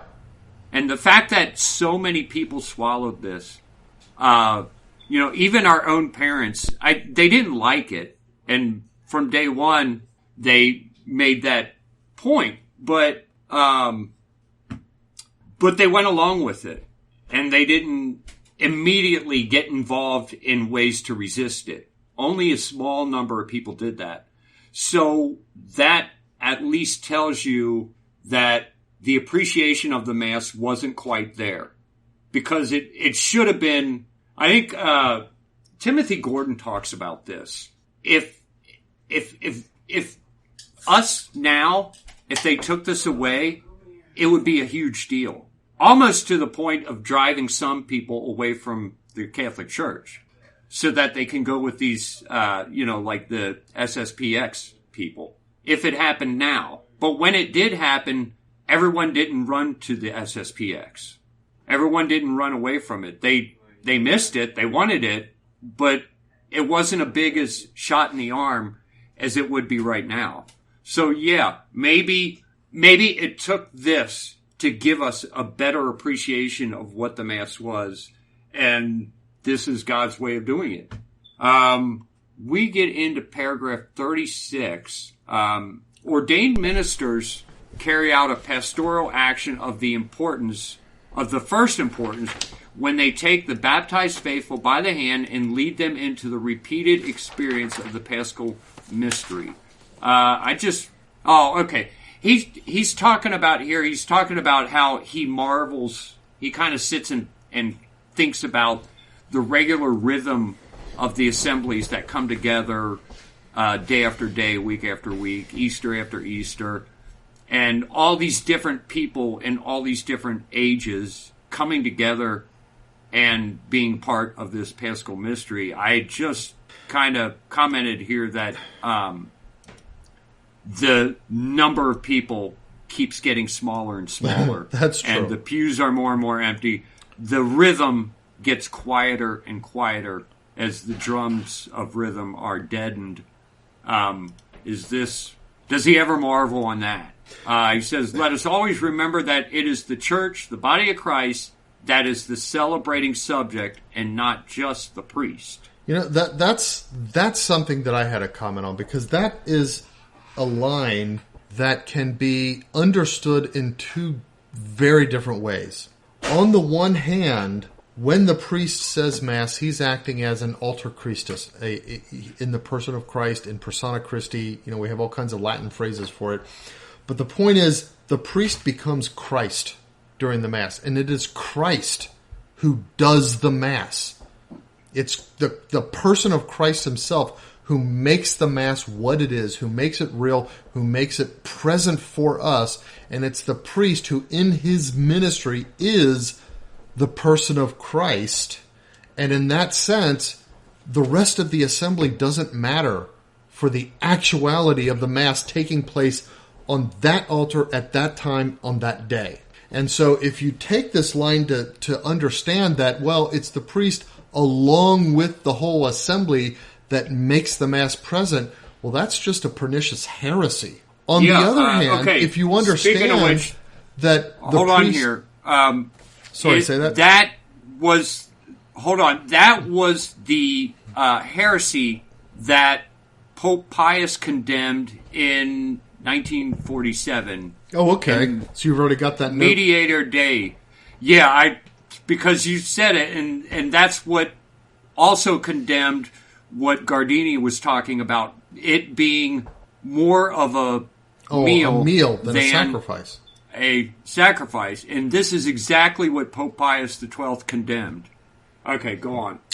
Well, the other way of understanding it is that the priest, when he is a celebrating the Mass, he is another Christ.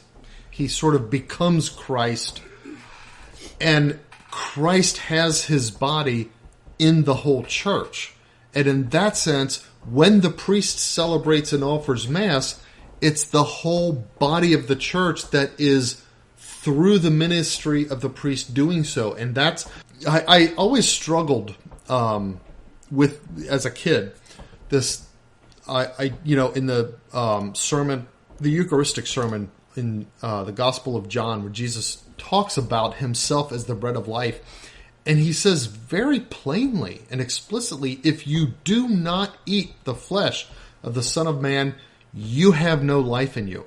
And he almost issues that as an individualistic declaration. Well, here's where the right understanding of this takes place. The priest is Christ offering himself to the Father, and then the priest is the body of Christ, the church, eating the body, blood, soul, and divinity of Christ, receiving the Holy Eucharist, because it's the priest's communion that matters above our communion. The priest receives the body, blood, soul, and divinity of Christ, and in doing so, eats the body of Christ and drinks his blood on behalf of the entire church. And it's in that sense that just by being a baptized member of the church, like if you're an infant, you haven't received Holy Communion, but you have eaten the body of Christ and drank his blood. Why? Because you're a member of his body, and the priest, through his ministry, has done so on behalf of the whole body. So there's a good, holy sense to understand this line, and there's a pernicious heretical sense to understand this line. It's kind of a weird vagary, ambiguity. Yeah. By the way, when I wrote this out, I combined mine and your comments. So it's not listed as my own comments, but I added to yours. Oh, no problem. In the book. For purposes of the book, you mean? Yeah. Yeah, I mean, I assume all of our comments will be, it's not going to be separate yours and mine. It's just going to be... I'm not sure yet. I don't know. I think we should combine ours. And actually, Okay. I think we will be in enough agreement that we could do that. Yeah. Right now they're separated, and but the way it's done, I can easily make them all look like one. Okay. Obviously, to be able to lead their brothers and sisters, the ministers who preside in the assembly must know the way. Know it from having studied it on the map of their theological studies, but also from having frequented the liturgy in actual practice of an experience of living faith nourished by prayer. That is a heresy. Yeah. Now, in a pedagogical and pastoral sense, it's true. The priest can't lead mentally. He can't teach his flock about the mysteries unless he understands them himself. But in a sacramental sense, this isn't even remotely true, and it's a real big heresy to suggest that it is true. The priest, by virtue of his ordination, has the power to fully confect the Mass, and the assembly, the congregation, fully participates in that by receiving the body and blood of our Lord. All the priest has to do is to say the words of the Mass, and his intention has to be performing a rite of the church. That's all. And when he does that, it's a real Mass, and the faithful participate in it fully by receiving Jesus. To suggest that the priest has to have some kind of knowledge and even some kind of specific prayer life in order to make this a reality for the faithful, that's a heresy. Yeah. I'm putting a note so that we can reference that where it's defined. Yeah, we need to actually find some sources on that. But yeah. I know that's an absolute heresy. That's always been my understanding of it. Yeah. Let's see. We've got 37. He talks about the seminaries must take account of the extraordinary capacity. blah, blah, blah, blah, blah. Does he really want to get a discussion on the direction the seminaries have gone since the Novus Ordo was imposed? How about we just say the seminaries must reject homos? Yeah. And leave it at that. You'd improve the seminaries like 1,000% if you said the seminaries have to reject homos. Yeah, that in itself does the job. So, okay. Let's see. Okay, 37. Towards the end of 37, he references 1 Corinthians 13:1, where he says, the scripture is about preaching but not having charity. That's what they're talking about. Not about saying Mass and not having charity. Oh, okay, right. If he's talking about the celebration itself, as in the liturgy, not the Mass, the priest not having charity when he says the Mass, he's wrong. Even Sanctor Sanctum Concilium makes it clear that the purpose of the Mass is to give strength to the faithful, not to evangelize. Because he says a celebration that does not evangelize is not authentic. And that he's wrong. And it has no charity. Yeah. I guess in a sense, Sanctor Sanctum Concilium. Here's the thing. Doesn't even use the word evangelize. In the entire document, not once does it say the word evangelize. So you did a text search? Yeah. Okay. Yeah, it doesn't even use a Let's actually give him the charitable benefit of a proper interpretation, a celebration that does not evangelize, and let's put it in its proper context, does not evangelize to the initiated faithful, is not authentic. Well, which celebration evangelizes to the initiated faithful better, the Novus Ordo or the traditional Mass? Certainly the traditional. Absolutely. Yeah. So, there again. And again, the charity is not necessary. It's not a necessary component. It doesn't make... If the Mass is said without charity... Yeah, well, that doesn't make it like a clanging cymbal. Without the testimony of charity, what does that mean? I mean, what other charity do you need than that Christ offered himself, bled out completely, drained himself of blood for you on the cross? That's the charity expressed in the traditional Mass.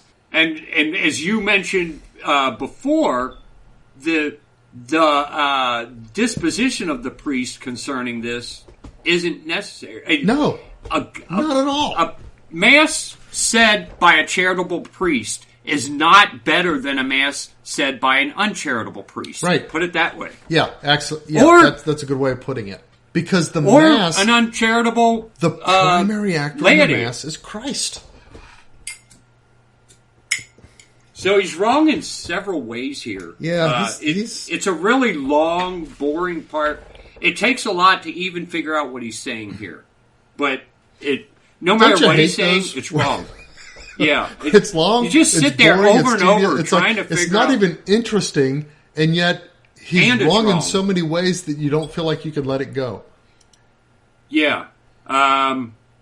38. Since the gift of the mystery celebrated surpasses our capacity to know it, this effort certainly must accompany, the effort he's talking about is... liturgical formation. Yeah, must accompany the permanent formation of everyone with the humility of little ones, that the attitude that opens up into wonder. Oh, okay. This is what you were talking about. Isn't this the sense of mystery that he was criticizing before? Yeah, the sense of mystery is really a more modern word, a more secular word might be curiosity. Mm-hmm.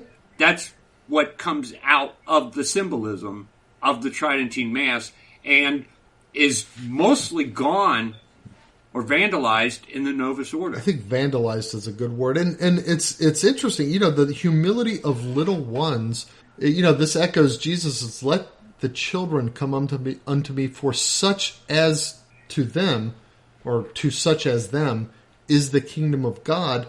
That's that sense of mystery. That's that sense of wonder, of curiosity. I mean, that's why, what does a kid do? He can, completely frustrate you and wear you out.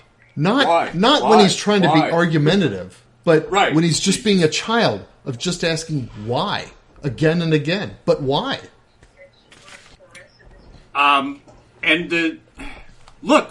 The fact that they stripped away so much of the symbols that actually mean something, that has led millions to stop wondering. Yeah. They no longer question it because there's nothing to question. It's boring. And that is the plague that affects the church today, both the laity and the ordained. All right, let's see. 39. Okay, 39, the entire thing is... It's all drivel. But he says there that... only the action of the Spirit can bring to completion our knowledge of the mystery of God. This is where he talks about completion of the knowledge of the mystery. Knowledge of the mystery of God. For the mystery of God is not a question. That will never be complete. Yeah, our knowledge of the mystery of God is inexhaustible. Even in eternity. That's what, I often wonder. That is the nature of the human being. God built into us a desire to discover and a joy in discovery. Well, that's the promise of eternity. That never ends. Yeah. That's the beauty of it. There's no sense of completion. The completion is that we just keep... That's the nature of human beings. We get to keep going. That's the completion. Into God. And then he says, the mystery of God is not a question of something to be grasped mentally, but a relationship. It is something to be grasped mentally, or tried at. Just because it is a relationship doesn't take away from the learning that we're supposed to do. Should we not learn about it? Is that what you're saying? I think that is what he's saying, and that's why his writings don't ever make any sense. Yeah. I mean, even your relationship with your wife is a mental one to the extent that it's not a physical one. I mean, I think what he's trying to say is that it's not just knowing about God, it's knowing God in the way that you could read like a dossier about your wife, and you could read her credit, history and all of her actions throughout her life and her purchases, but that doesn't come close to just knowing your wife. And I think that's what he's saying here. But at the same time, knowing your wife is a mental engagement with her. That very relationship is mental as opposed to, say, physical. And knowing about her does help you to know her. Yeah. You don't get to know her without knowing more about her. Yeah, exactly. That's a point. It's the relationship itself. It's not. It would be weird to say, "Oh, I have a deep relationship with this woman." Oh, okay. Well, what kind of food does she like to go out and eat? Well, I don't know. What kind of movies does she like? I don't know. What kind of books does she like to read? I don't know. What kind of music does she like? I don't know. You don't know. You know her, but you don't know anything about her. Yeah, that would be really weird. And the thing is that he referred to before as the new spirituality. Well, that's what that is when people say, I know God, I just can't explain the Trinity or things like that. You know what I mean? Yeah, I have know this God, relationship but they don't know with anything God, but I about don't him. know anything about God. That's my spirituality. That's what that is. I'm just in relation to God. I don't have to know about Him. I just am in relation to Him. I think that's exactly that is the new point. theology. Yeah, that's what the Reformation gave us. Yeah. It's this new theology where we don't know anything. And we write long, boring paragraphs that don't mean anything.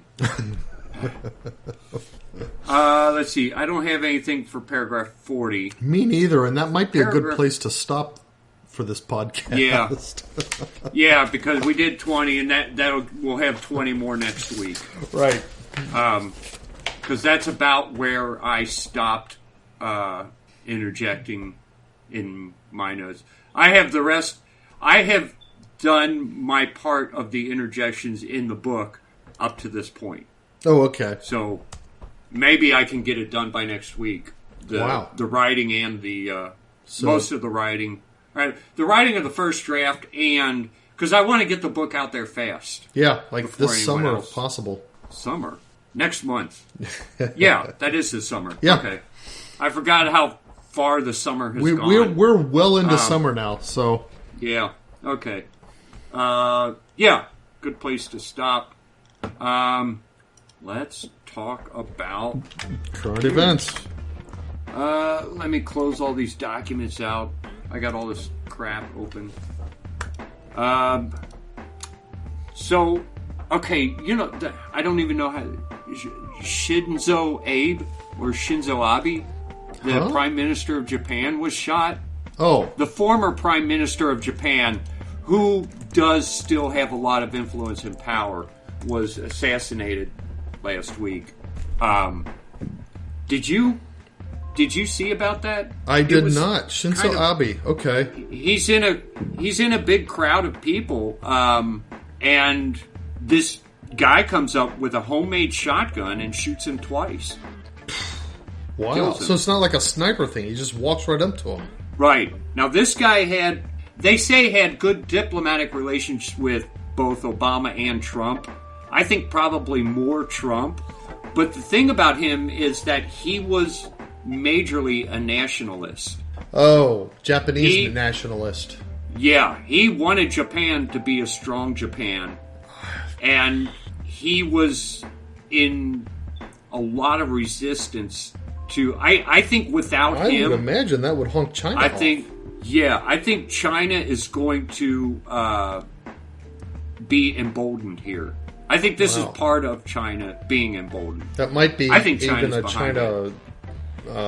driven plot or so. So what about the shooter? Yeah, Has he been apprehended? Was he killed on the scene? He was right there. He's still alive, but nobody's saying why he did it. But it's the assassination itself seemed kind of professional, except that the guy who did it's not going to get away. Yeah. You know what I mean? So it's almost like this guy knew what he was doing. Well, so personally, I'm not against. There's got to be some kind of conspiracy around Japan, as long as it's not a imperialist Japan. Right. He and Trump got along. Mm-hmm. Okay. So this is bad for Japan. It's probably good bad for China. The world. It is probably bad for the world because Japan is kind of at China's gate there. You know what I mean? Mm-hmm. As China takes over Taiwan and Hong Kong, I would think the next step is Japan. Yeah. Other than a bunch of these little islands, which is how Japan once began to swallow up the world in their imperial structure. Right. They took over these islands one at a time and got bigger and bigger. Did you hear about the Georgia Guidestones? Do you know what those are? No, Georgia Guidestones? Am I saying that right? Mm-hmm. No. Yeah. So these are these... Let's see, I don't know. It was sometime like in the 60s. A guy goes into Georgia, mysterious, goes in and hires these workers to create these giant stones. Oh, these like monuments.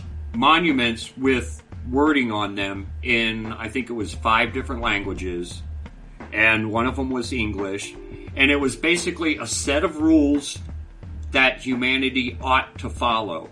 A lot of them sound good. Let me say that again. Some of them sound good. Mm-hmm. Some of them people make the argument are outright satanic. The world should limit itself to, I think, 500 million people. Wow. That's one of the rules. That's satanic. So I don't know who's supposed to die here. And I also know that the very first commandment given to man is to go be fruitful. Anything that frustrates that is demonic at heart. When they say we need to limit people, that's aside demonic. from being stupid. Yep. It's stupid, but it's demonic. Absolutely. Diabolical. All the population things, they're bad. But that is one of the things in these Georgia Guidestones. Well, I guess people were coming, and there was vandalism and stuff because some people saw it this way, and a lot of people didn't like them. So they had apparently cameras everywhere around the Guidestones. But last week there was a giant explosion in the middle of the night. No one got hurt, but it destroyed the English version of the stone. So was it like one stone had English and another stone had French or something like that? I don't think it was exactly that, because there are 3 stones and there are 5 languages. I don't know how that is divvied up. But the English one was destroyed, and the explosion was big enough to damage the other ones. Okay. So that a construction crew came in and pretty much pulled the rest of it down. Okay, wait a minute. I'm watching this. And, hold on. I'm watching this video. Where are these located? Georgia, right outside of Atlanta, Georgia. Are you I'm watching the video from Wikipedia. Are they on the top of a hill? Yeah, kind of. They're in the middle of a field. They're in the middle of nothing. I know, but I'm watching this video and there's this curvature of this thing that they're on that if it's not a hill, like if it's just the curvature of the earth or something like that, these things are like huge, like bigger than the Space Needle and stuff. Yeah, they're monuments. They're giant. I know, but these are like bigger than Mount Everest giant. No. Look at the Wikipedia. You can see a fence behind him. That's what I'm saying. That must be on a hill. Go to Wikipedia. See the Wikipedia footage of the bombing? No, I didn't see that. Go to that. Oh, okay. Hold on. Oh, this is a fisheye lens. Oh, okay. Man, heaven's sakes. Okay. That's why that's like that. All right. So that curve is actually flat. All right. No problem. Go up in Wikipedia at the top. Go to the top picture of the Guidestones in Wikipedia. Oh, I see. Yeah, that's like that. Picture. Okay, I get it. I can see the fence and everything. There. They're big. They're not... No. Yeah. They're not okay, mountains. So somebody blew up the English version of it, damaged some of the others. Yeah. So they're tearing the rest down. They have other little things like holes and Japanese slots and Farsi and looks like Chinese there. Yeah. Okay. Huh. So, in my opinion, this is a good thing. Anything that destroys the demonic is a good thing. Yeah. So, okay. So, this actually happened just before we recorded last week. Oh, really? I even saw it. I could have talked about this, but as I was writing the news, I saw that, and then I forgot about it as I was writing down other things. But yeah, it happened like Thursday of last week. Oh, okay. Governor of Texas, Greg Abbott, authorizes the National Guard to export the immigrants from Mexico. To export to where? Back to Mexico. Oh, so export. Okay, so this is like a different to do one the job than of ICE, where he was like putting them on buses and sending them to DC and stuff like that. Right. He is now using them to get them back to Mexico. All right, that's where they should stay. We don't. I imagine there's going to be a court judge telling him he can't do that, and maybe it'll be a court battle or. Maybe even an executive order. Who knows? Here's the thing about that, and this is one of those things that I would hope that in every state this is the case. Regardless of any judge anywhere in the country, the governor of a state should be the commander-in-chief of the National Guard of that state. Period. No appeal beyond that. So if the governor says, I don't care what this judge said, here's what you do, the National Guard does it. I mean, obviously, they have to make, like they shouldn't commit what are obviously crimes against humanity, that kind of stuff. But regardless of laws and judges, if the governor says, here's what you do it. And the National Guard infrastructure, the chain of command in that state, should only report to the governor and not to any kind of national sense of chain of command. The governor himself, obviously, would take the full brunt of any kind of like criminal proceedings against him or anything for countermanding a judge's orders. But I would hope that any National Guard would be loyal to the governor, period, and nothing else beyond that. I hope. That's the way it's going. Now, this is right after a whole bunch of officials in all the counties lining up the Texas-Mexico border got together and had a big press conference, which was not covered by most people, claiming we are in a state not just of emergency, we're in a state of invasion. Oh, right. Our counties are being invaded, and people have no idea how bad it is. And they were begging the governor for help in dealing with this invasion. This is the governor's response to that plea. Okay. Well, the governor the is National responding Guard specifically. Treats it that way then. Yeah. And so that's a good thing. That's and I can see that absolutely being true because that a good chunk of people crossing over a loose border like that are agents of drug cartels, are human sex traffickers, or every kind of vile person that exists in the world is coming across there. Yeah. And the ones who aren't vile are under the control of people who are. Yeah. By the way it's all designed, that's how it is. So the government of Honduras released a report stating that the deportation of Honduran immigrants from Mexico and the U.S. has increased by 84% during the first half of this year. So I guess they're saying you guys are sending more people back to us. Back to the Honduras. Than before. Okay. Yeah. And probably more Mexico than the United States. Because we have this loose open border policy that Biden is enforcing. Yeah.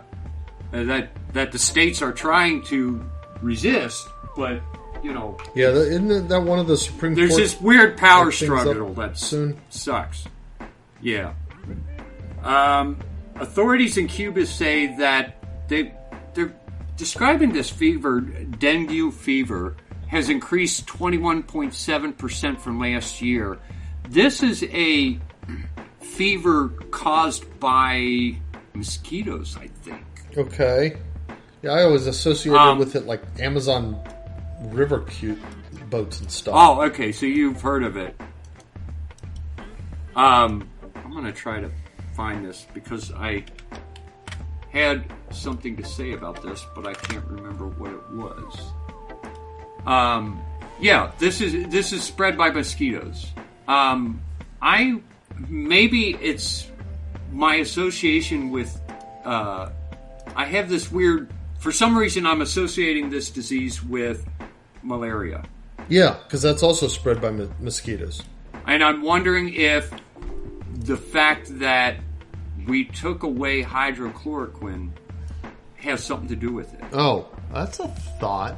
Because, up until hydrochloroquine became a possible treatment and prophylactic against COVID, it was hailed as a wonderful, very low side effects prophylactic and treatment, both sides, before and after, for various viral infections by our own including FDA. Malaria. Yeah. And it was worldwide used to fight malaria. And now... And so... that it's become a bad word because it happens to be effective against COVID, and nobody wants us to have stuff that's effective against COVID. Yeah. And they're purposely frustrating the manufacturing of it. Mm-hmm. Now, this that could very well other be weird disease. What's going on? And they're saying that this is a bad situation there. So, that's what occurred to me as I was reading that. Huh. That would have occurred to me immediately, too. So, the legal team representing Elon Musk files to claim to the U.S. Securities and Exchange Commission to officially terminate his deal to purchase Twitter. So, he's trying to back out.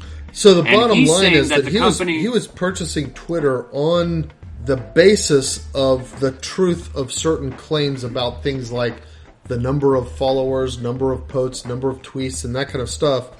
And I think what happened is that his team discovered that a lot of these numbers were inflated by bots.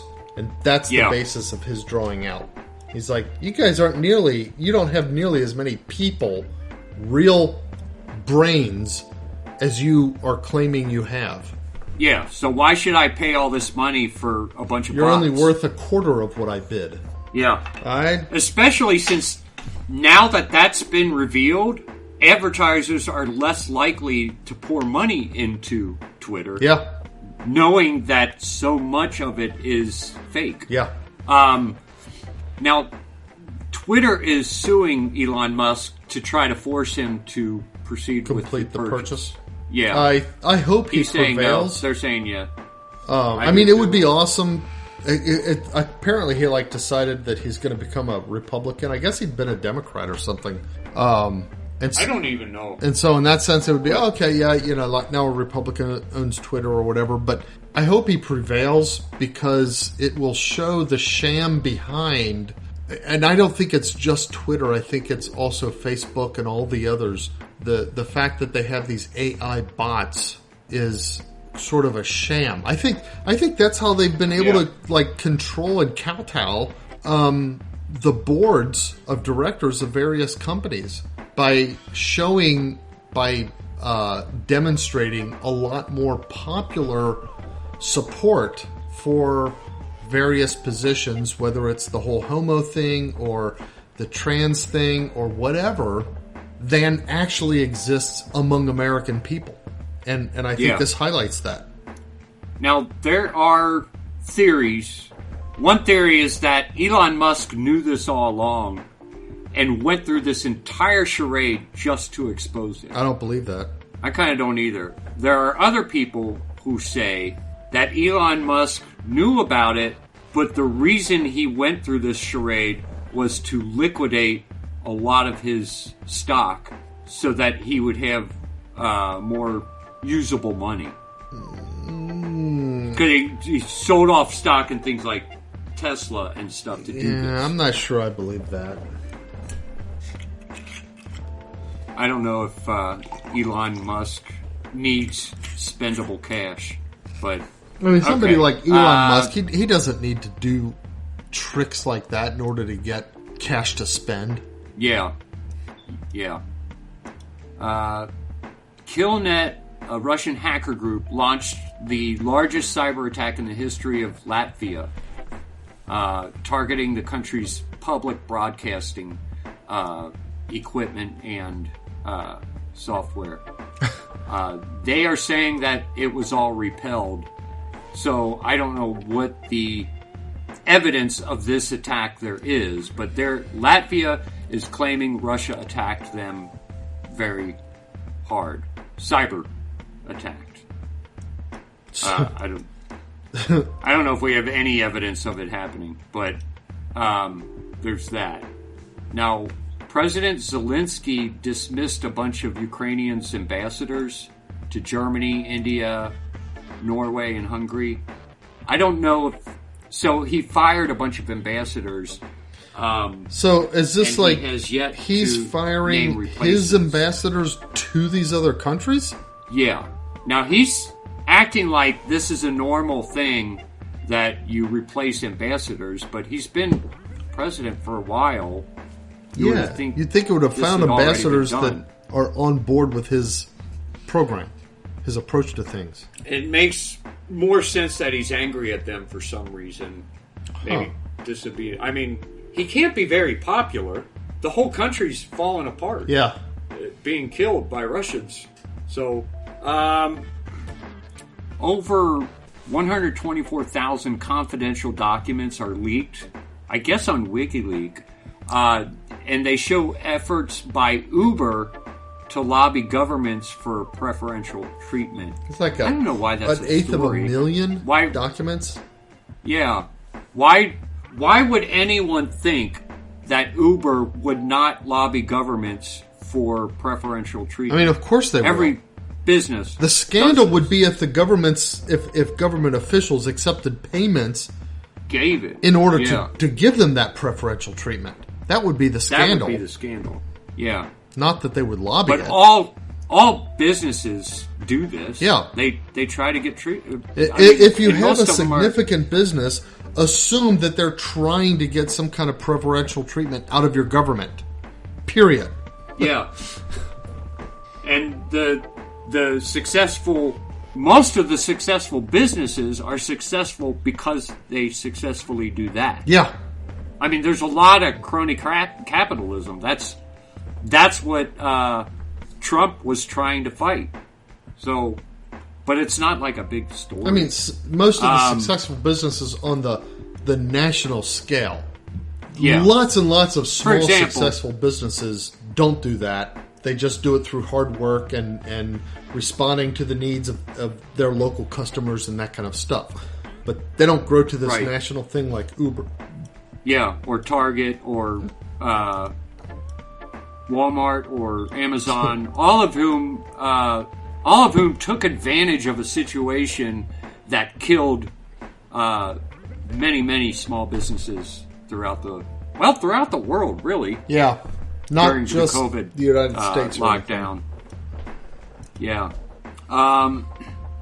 So Biden administration announces it will purchase 3.2 million doses of the Novavax COVID-19 vaccine once the vaccine is approved.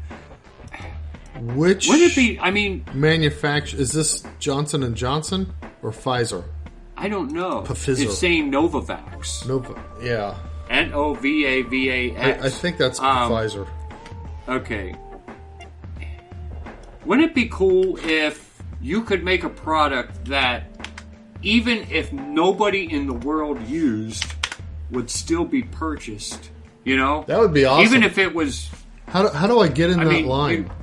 3.2 million doses. Why is the government purchasing it? It's just, the whole thing is so evil.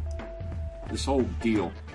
And everybody knows it now, and there's anyone who denies it they're just being an idiot. Come on. Open your eyes, people. Lawmakers in Russia propose to extend the anti-gay propaganda bill to all people regardless of their age. So Russia has these anti-gay bills that, I guess... So is this a bill that funds to anti-gay propaganda, or is it a bill that's against gay propagandizing? It's against gay propagandizing. We should have a bill like that. We should have one. That would be so good for America. It would help America a lot. Also, Putin signed a decree extending the fast-track process that Ukrainians can go through to become Russian citizens. Oh. So I guess at first he had this existing, and it only applied to the Donetsk, and the Luhansk People's Republics. These are two breakaways from Ukraine. Okay. Putin was allowing those people to become Russian citizens, and now he's allowing all Ukrainians to become Russian citizens. You know, the only reason he's doing that is because he's learned that a significant number of Ukrainians want to be Russian instead. Right. If that didn't exist, then it wouldn't matter if he did this. This wouldn't be a story. No. He could do it all. It'd be like if England made it possible for United States citizens to become British citizens. That would be a non-story because there are no Americans okay, who want Boris to become Johnson, British. What are you thinking? But there's a bunch of Ukrainians that want to become Russian. So, I keep thinking that there's something going on here in Russia because Putin, as we've said before, Putin is evil. But here's the thing: he's not evil the way Stalin or Lenin was evil. He's evil the way Al Capone was evil. You see what I mean by the difference? Yeah, there's a big difference. And Russia as a country I just feel like there's something going on here. Yeah, and I would encourage people to go back and listen to our podcast on back when we did one on Fatima, Ukraine, Russia. And that whole thing when Pope Francis did the consecration. Yeah. We've got a lot of talk there. NASA released the first full-color image taken by the James Webb Space Telescope. Yes. That was pretty cool. Awesome images. I didn't dive into it real deeply. But look at all those galaxies. Yeah, I know. There's just... It's mind-boggling, the number of galaxies in this tiny little pinpoint of space. We just look in one area, tiny little pinpoint, and we see billions of planets inside these thousands of galaxies. It's just so neat. It's amazing. I've heard a accusation that the photo is fake because the stars in this photo show, I can't remember how many like a twinkle in the star has rays to it. Oh, okay. And some people are saying there are too many rays for that to be real. But I looked at the telescope and they're wrong. I'm mentioning that because someone saw me looking at that and said, "Oh, that's fake," because there's only 3 mirrors on the telescope. I'm like, what are you talking about? There's like 12 of them. No, so that's one of the things. That is a real photograph. That's NASA cool. Just has some really neat stuff. Everybody should keep checking NASA's pictures out. Yeah, it's awesome. So there are people claiming that Iran will provide Russia with hundreds of drones along with the necessary training for them. Iran will provide training for drones to Russia? That seems backwards to me. That seems kind of weird. Yeah, that seems real That's backwards. an inversion. That just seems, That's what the U.S. National Security Advisor Jake Sullivan is claiming. I kind of don't believe that. Is he trying to embroil us in another Middle Eastern conflict by saying that? Yeah, I don't know. I mean, they've been trying. They tried to get Trump to go to war with Iran. Remember? Yeah. And Trump resisted. Take the bait. They had that whole thing with the drone that was shot down, and he's like, "Okay, it was it was a lot of dollars, but were human lives lost?" And like, well, no. And he refused to attack. I'm not going to take human lives in response. Yeah, that's very responsible.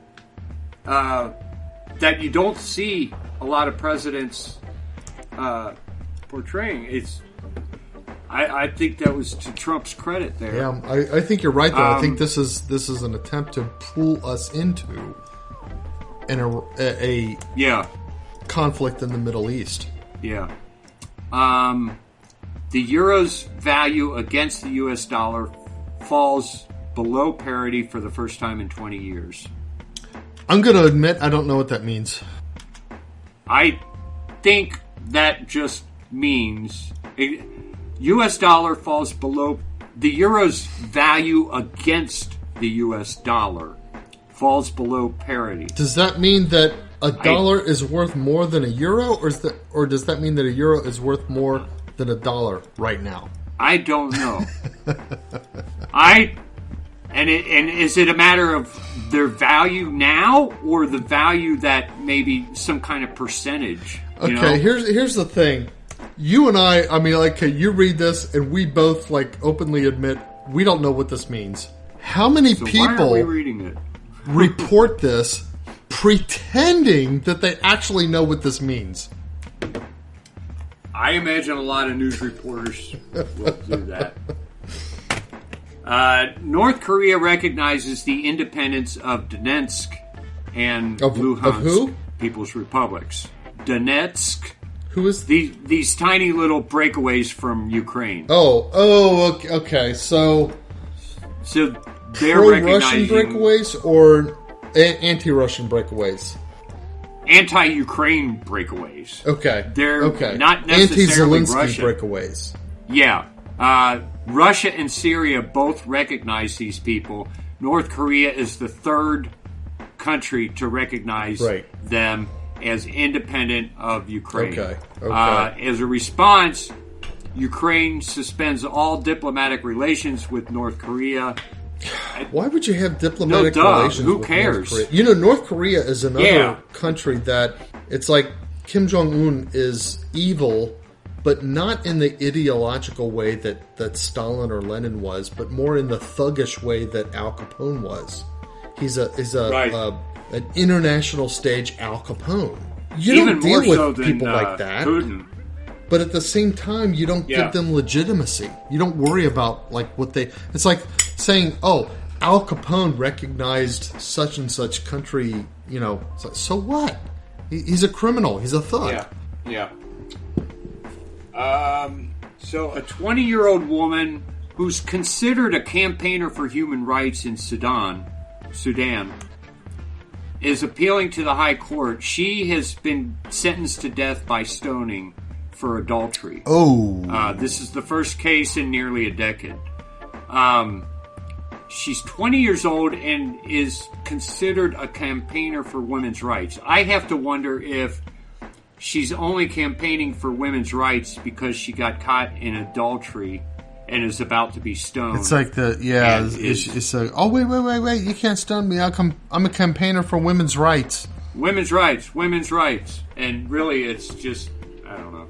I'm not going to say it because I don't think we should stone women who commit adultery.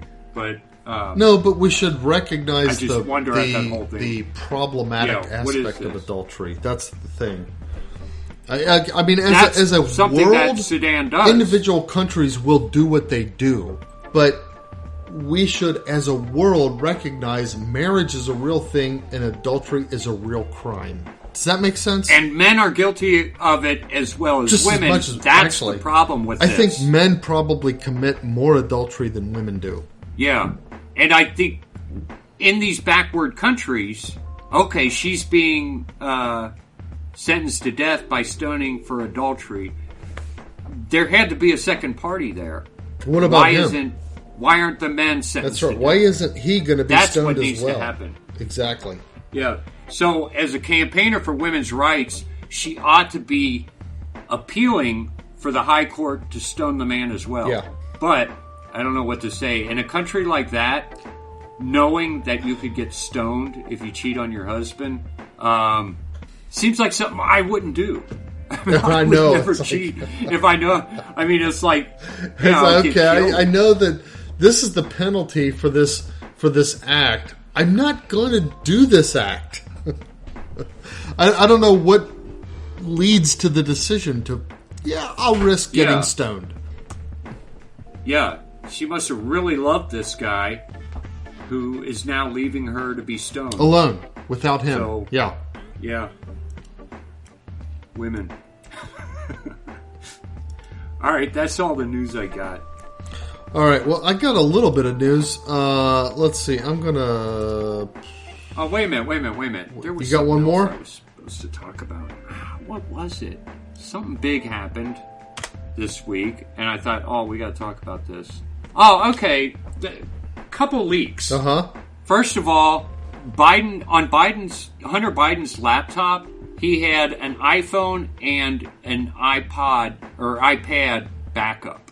So he had backed up his iPhone on his laptop, which was later gotten a hold of by the FBI and all that. But the iPhone backup has now leaked. You can download it if you know how to get to use torrents, which I have downloaded. I haven't put it on anything yet, but that has leaked. This guy's just so bad in so many ways. And I think, if I understand it right, his nickname for Biden was Pedo Pete. Was what? I don't know why Pete. Pedo Peter. Why Peter? I think that, you know what? That story might be wrong. I better wait and see for myself. Yeah, we need to. I know that I've heard a few things about the whole Hunter Biden cloud storage thing. There's a lot there that's really like surprising and sick. Yeah, it's really gross. This is part of the crime family now running America into the ground, including, you know what else I didn't talk about is Biden has decided once again to open up the oil reserves, but he's not giving it to Americans. He's giving it to China, to Europe, and to someone else. Wait, who was it? Wait, are you Ukraine. serious? He's taking our reserves and sending them to China, Ukraine, and Europe. You got to be kidding. No. And this is the second time he's done it. Well, I don't know about China with the time before, but it was like 5 million barrels. That's like treason or something. That is treason. That's absolute treason. Look, the Bidens know that their time is done. As a crime family, they are sucking America dry. Oh my gosh. And the Republicans are they're too scared to say anything. We have got the most worthless bunch of politicians why do we have such in the world? Such pansy baby ass Republicans? It's sad, and I don't know what to do about it. Well, you know what? We don't what know to do about it is pray. Keep praying. I mean, we do what we can within our station of life, but ultimately we pray and we remember. What's the phrase? I don't remember the Latin of it, but the English is, the heart of the king is in the hand of God. And of course, it could mean God can turn the king to his purposes in terms of bringing about goodness and restoration and so forth. But in our world, it's like, okay, we might see that God allows the king in his evil designs to go so far in the wrong direction that even those who are not religious recognize that, and we have a sort of directional change of course for the overall country, for society, and ultimately for the world. Yeah. Okay, one more leak. Mm-hmm. And okay, I don't know if it's even a leak. A bunch of videos, official videos of the Uvalde school shooting. Where is this? Has come out. Where is this? I think it's on band.fit. Hold on, buddy sent me a link. I mean, is this the one in Texas or what? Yeah, the one in Texas. Okay. This is you can find it on Rumble. I'll link to it in the show notes. It is the most disgusting thing you'll ever see in your life. Knowing that children are being shot while grown-ass men wearing body armor, riot shields, and AR armed to the teeth are running from this guy and instead of towards him, cover instead of going towards him. A huge group of them. 3 of them chased him down a hallway. There are 2 or 3 shots in their direction.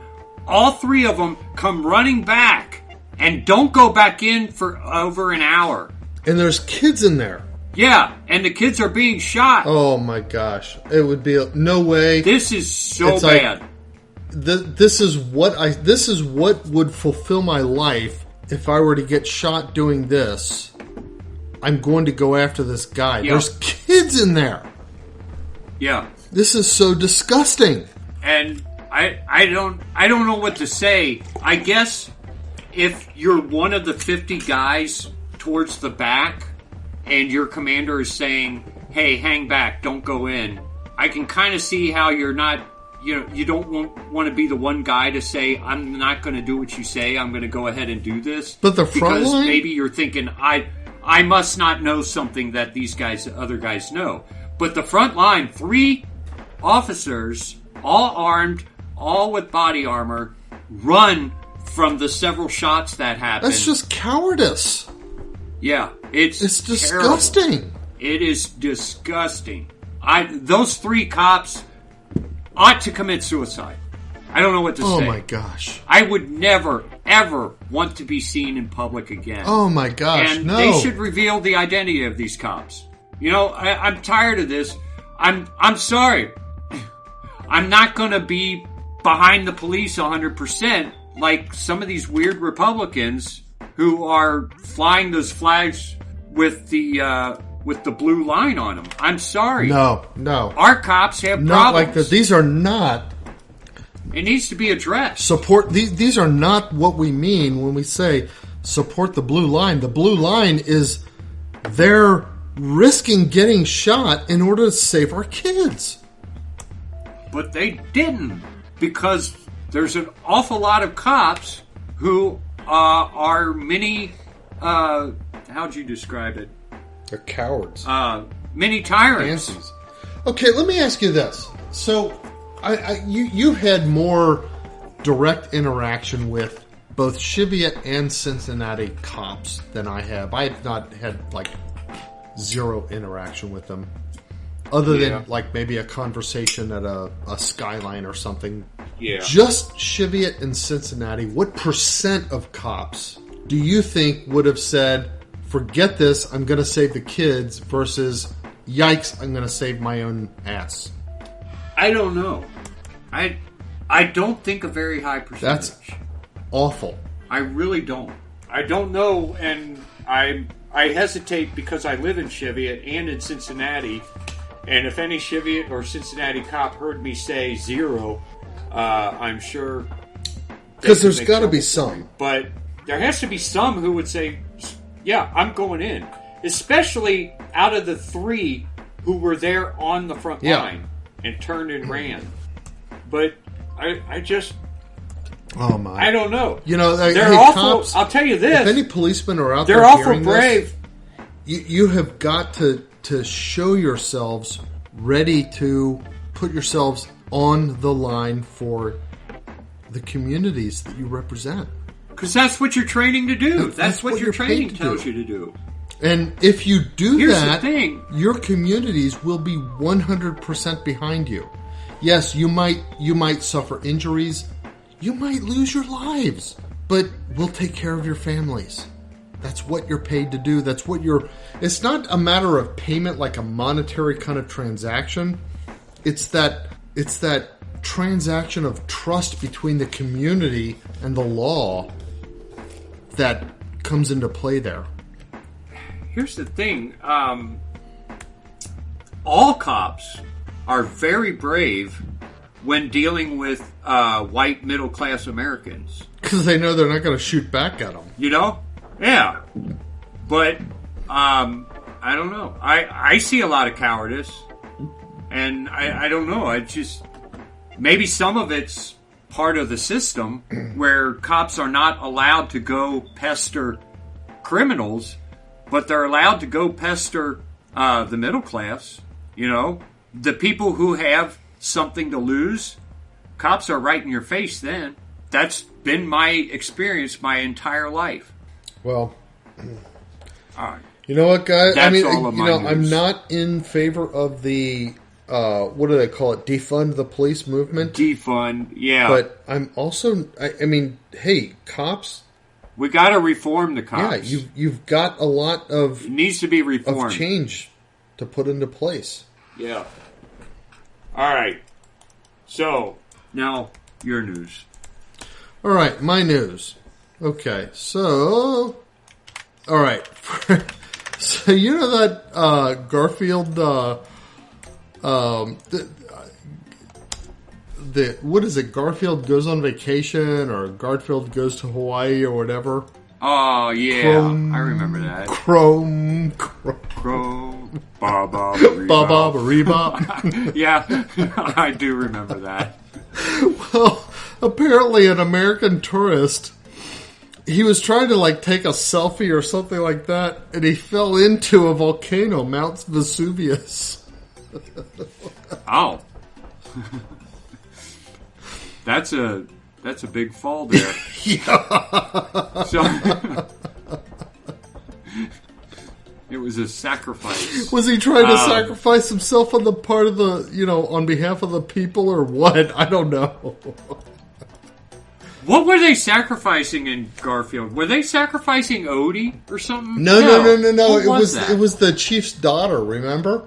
Oh, that's right. And it kept blowing her back Garfield. until the car went in with Odie and John or whatever.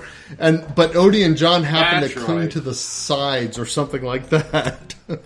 Yeah, and they thought they were gods. I'm going to have to watch that again. That was just a fun... I mean, I don't even like Garfield. I remember that was a fun... I don't either. A fun little short. But I do remember that part. And the guy that was supposed to be the mechanic. Oh yeah. I remember him, but I don't remember about him. He's like, you got to get this car working. He's like taps on it and chants some ooga booga booga. That's right. I'm gonna have to find that and download it. I think I have the download. I used a conversion program to like make it right for my Roku to put it on my local server. I'll send it. I'll send what I have to you. Yeah. Yeah. Anyway, so people search Garfield goes on vacation or something like that, and you'll be able to find it and view it. It's just a fun cartoon. You know what? I don't think there's anything illegal about putting a link to a torrent. Oh yeah. Publishing a torrent. I'll see if I can find illegal, the original torrent for you, and you can put the link on. Yeah, I could do that. Okay. Don't think that you can go to the show notes and click on that link and it will download the movie. That's not how it works. Right. You have to understand torrents in order to use it. So do a little research into torrents, and then you'll be able to download the movie from the link that I provide. Okay. All right, next. So there was I've seen a couple of videos that were just pretend videos of like an airplane landing on a highway, but apparently this actually happened. So a Florida man, he wants to be a commercial pilot, and he decided to show his skills in an emergency where he landed one of those like tiny aircrafts on a road in North Carolina, missing cars and power lines as he touched down. Well, okay, that's impressive. He didn't destroy any property. That's impressive, but it sounds kind of... I'm trying to see what kind of plane he was flying, whether it was a Cessna or something else. But did he fake the emergency, or and he was just showing off? No. I think it was a real emergency. He was flying the plane when the aircraft began to lose engine power. He was checking out land he had purchased near a lake. His father-in-law was also aboard. There was nowhere to land. I think I told him I loved him, and I was sorry for putting him in the situation. His father-in-law responded that he loved Fraser and did the best he could, and from there on, I was just like, game on, let's get down alive. Okay, well, I remember when, I can't remember which, one of the channel traffic copters had to land in the median on 275 out by Forest Fair Hall. So a big old helicopter had to make an emergency landing on the highway. Yeah, wow. But did you see that or just see the news about it? I didn't see it. I just saw the news about it. But I imagine when you're flying around and something goes wrong, you got to land, you know? Yeah. You know, I would you're going to recommend... land somehow. It's either safely or not safely. I would recommend to our listeners that they go watch the movie Sully, Sully. It stars Tom Hanks, who I'm not a tremendous fan of, but it is based on a true story.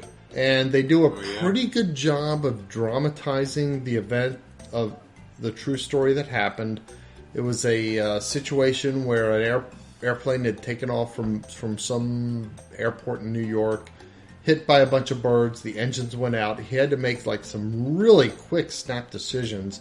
Ended up landing in the Hudson River or something like that. Yeah. Everybody on board survived. And yet there was this attempt by the NTSB to kind of claim that he was somehow liable for the loss of property and I guess monetary damages. Yeah, it's like, wait a minute, I saved everybody. Anyway, good movie. I recommend people to watch it. It's called Sully. Okay. I have to... Mm-hmm. I hate flying. I have to fly this weekend. Oh, you're going to fly this weekend? Well, I'm not going to fly. I'll be in a plane that flies. Well, yeah. Yeah, I got to go to San Francisco. Oh, all the way out to San Francisco. Okay. I want you, Sunday. Either when you approach or when you leave, is it going to be at night or during the day when you approach or leave? I don't know. Okay. I haven't even looked at my schedule. Either one. I left San Francisco I approached it at night, but one time I had to fly out there, and on leaving it was during the day. And when I looked down from the airplane window, I got to see the whole city of San Francisco, and it was so weird. It looked like a child, a very skilled child, stacking his blocks in like a very straight array of block. Like all the buildings of San Francisco looked like child's blocks being stacked. It's like they were tall enough.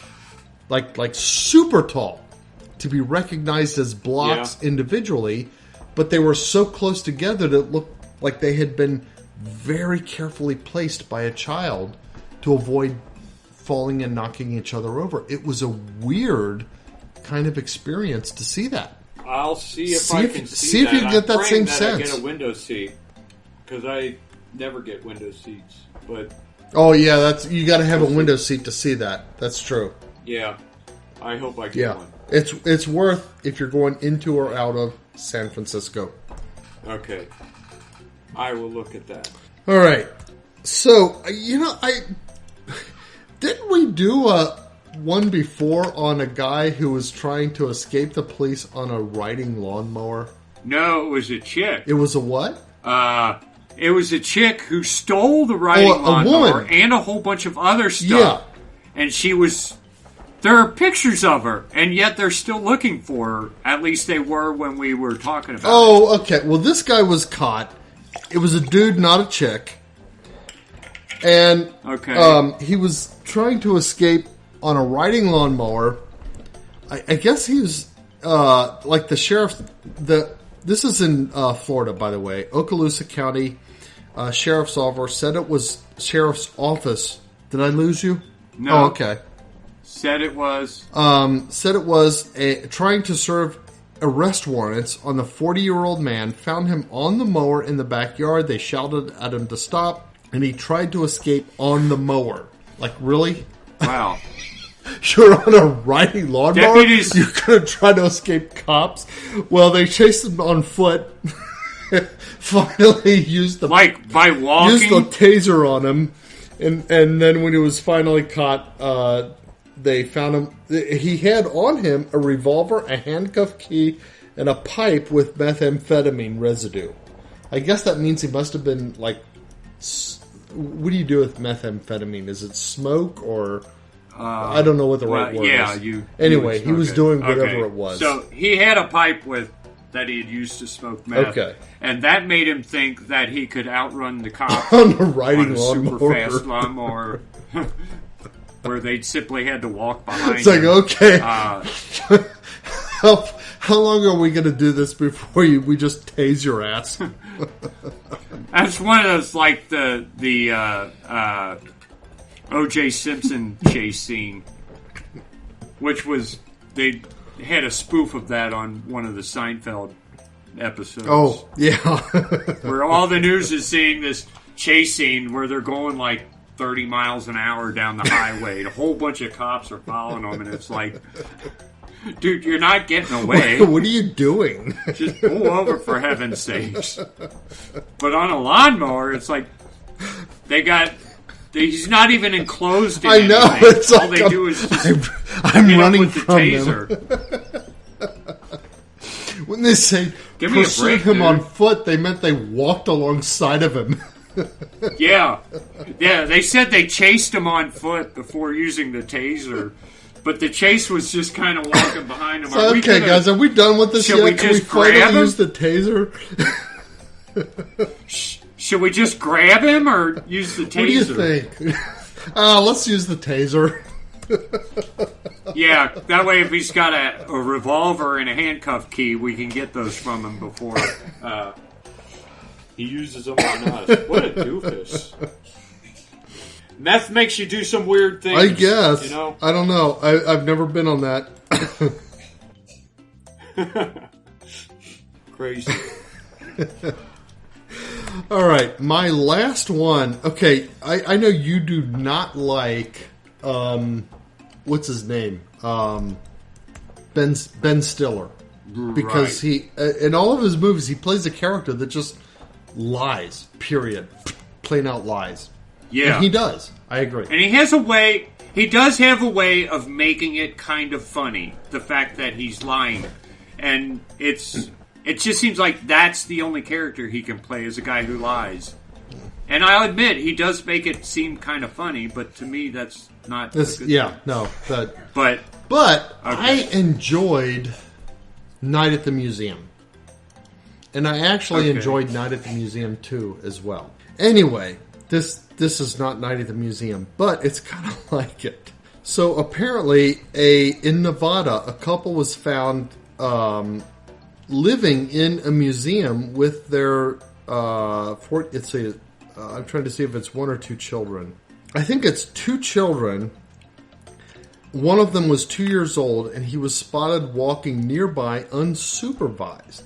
And so this is in Carson City, Nevada. Carson City, Nevada.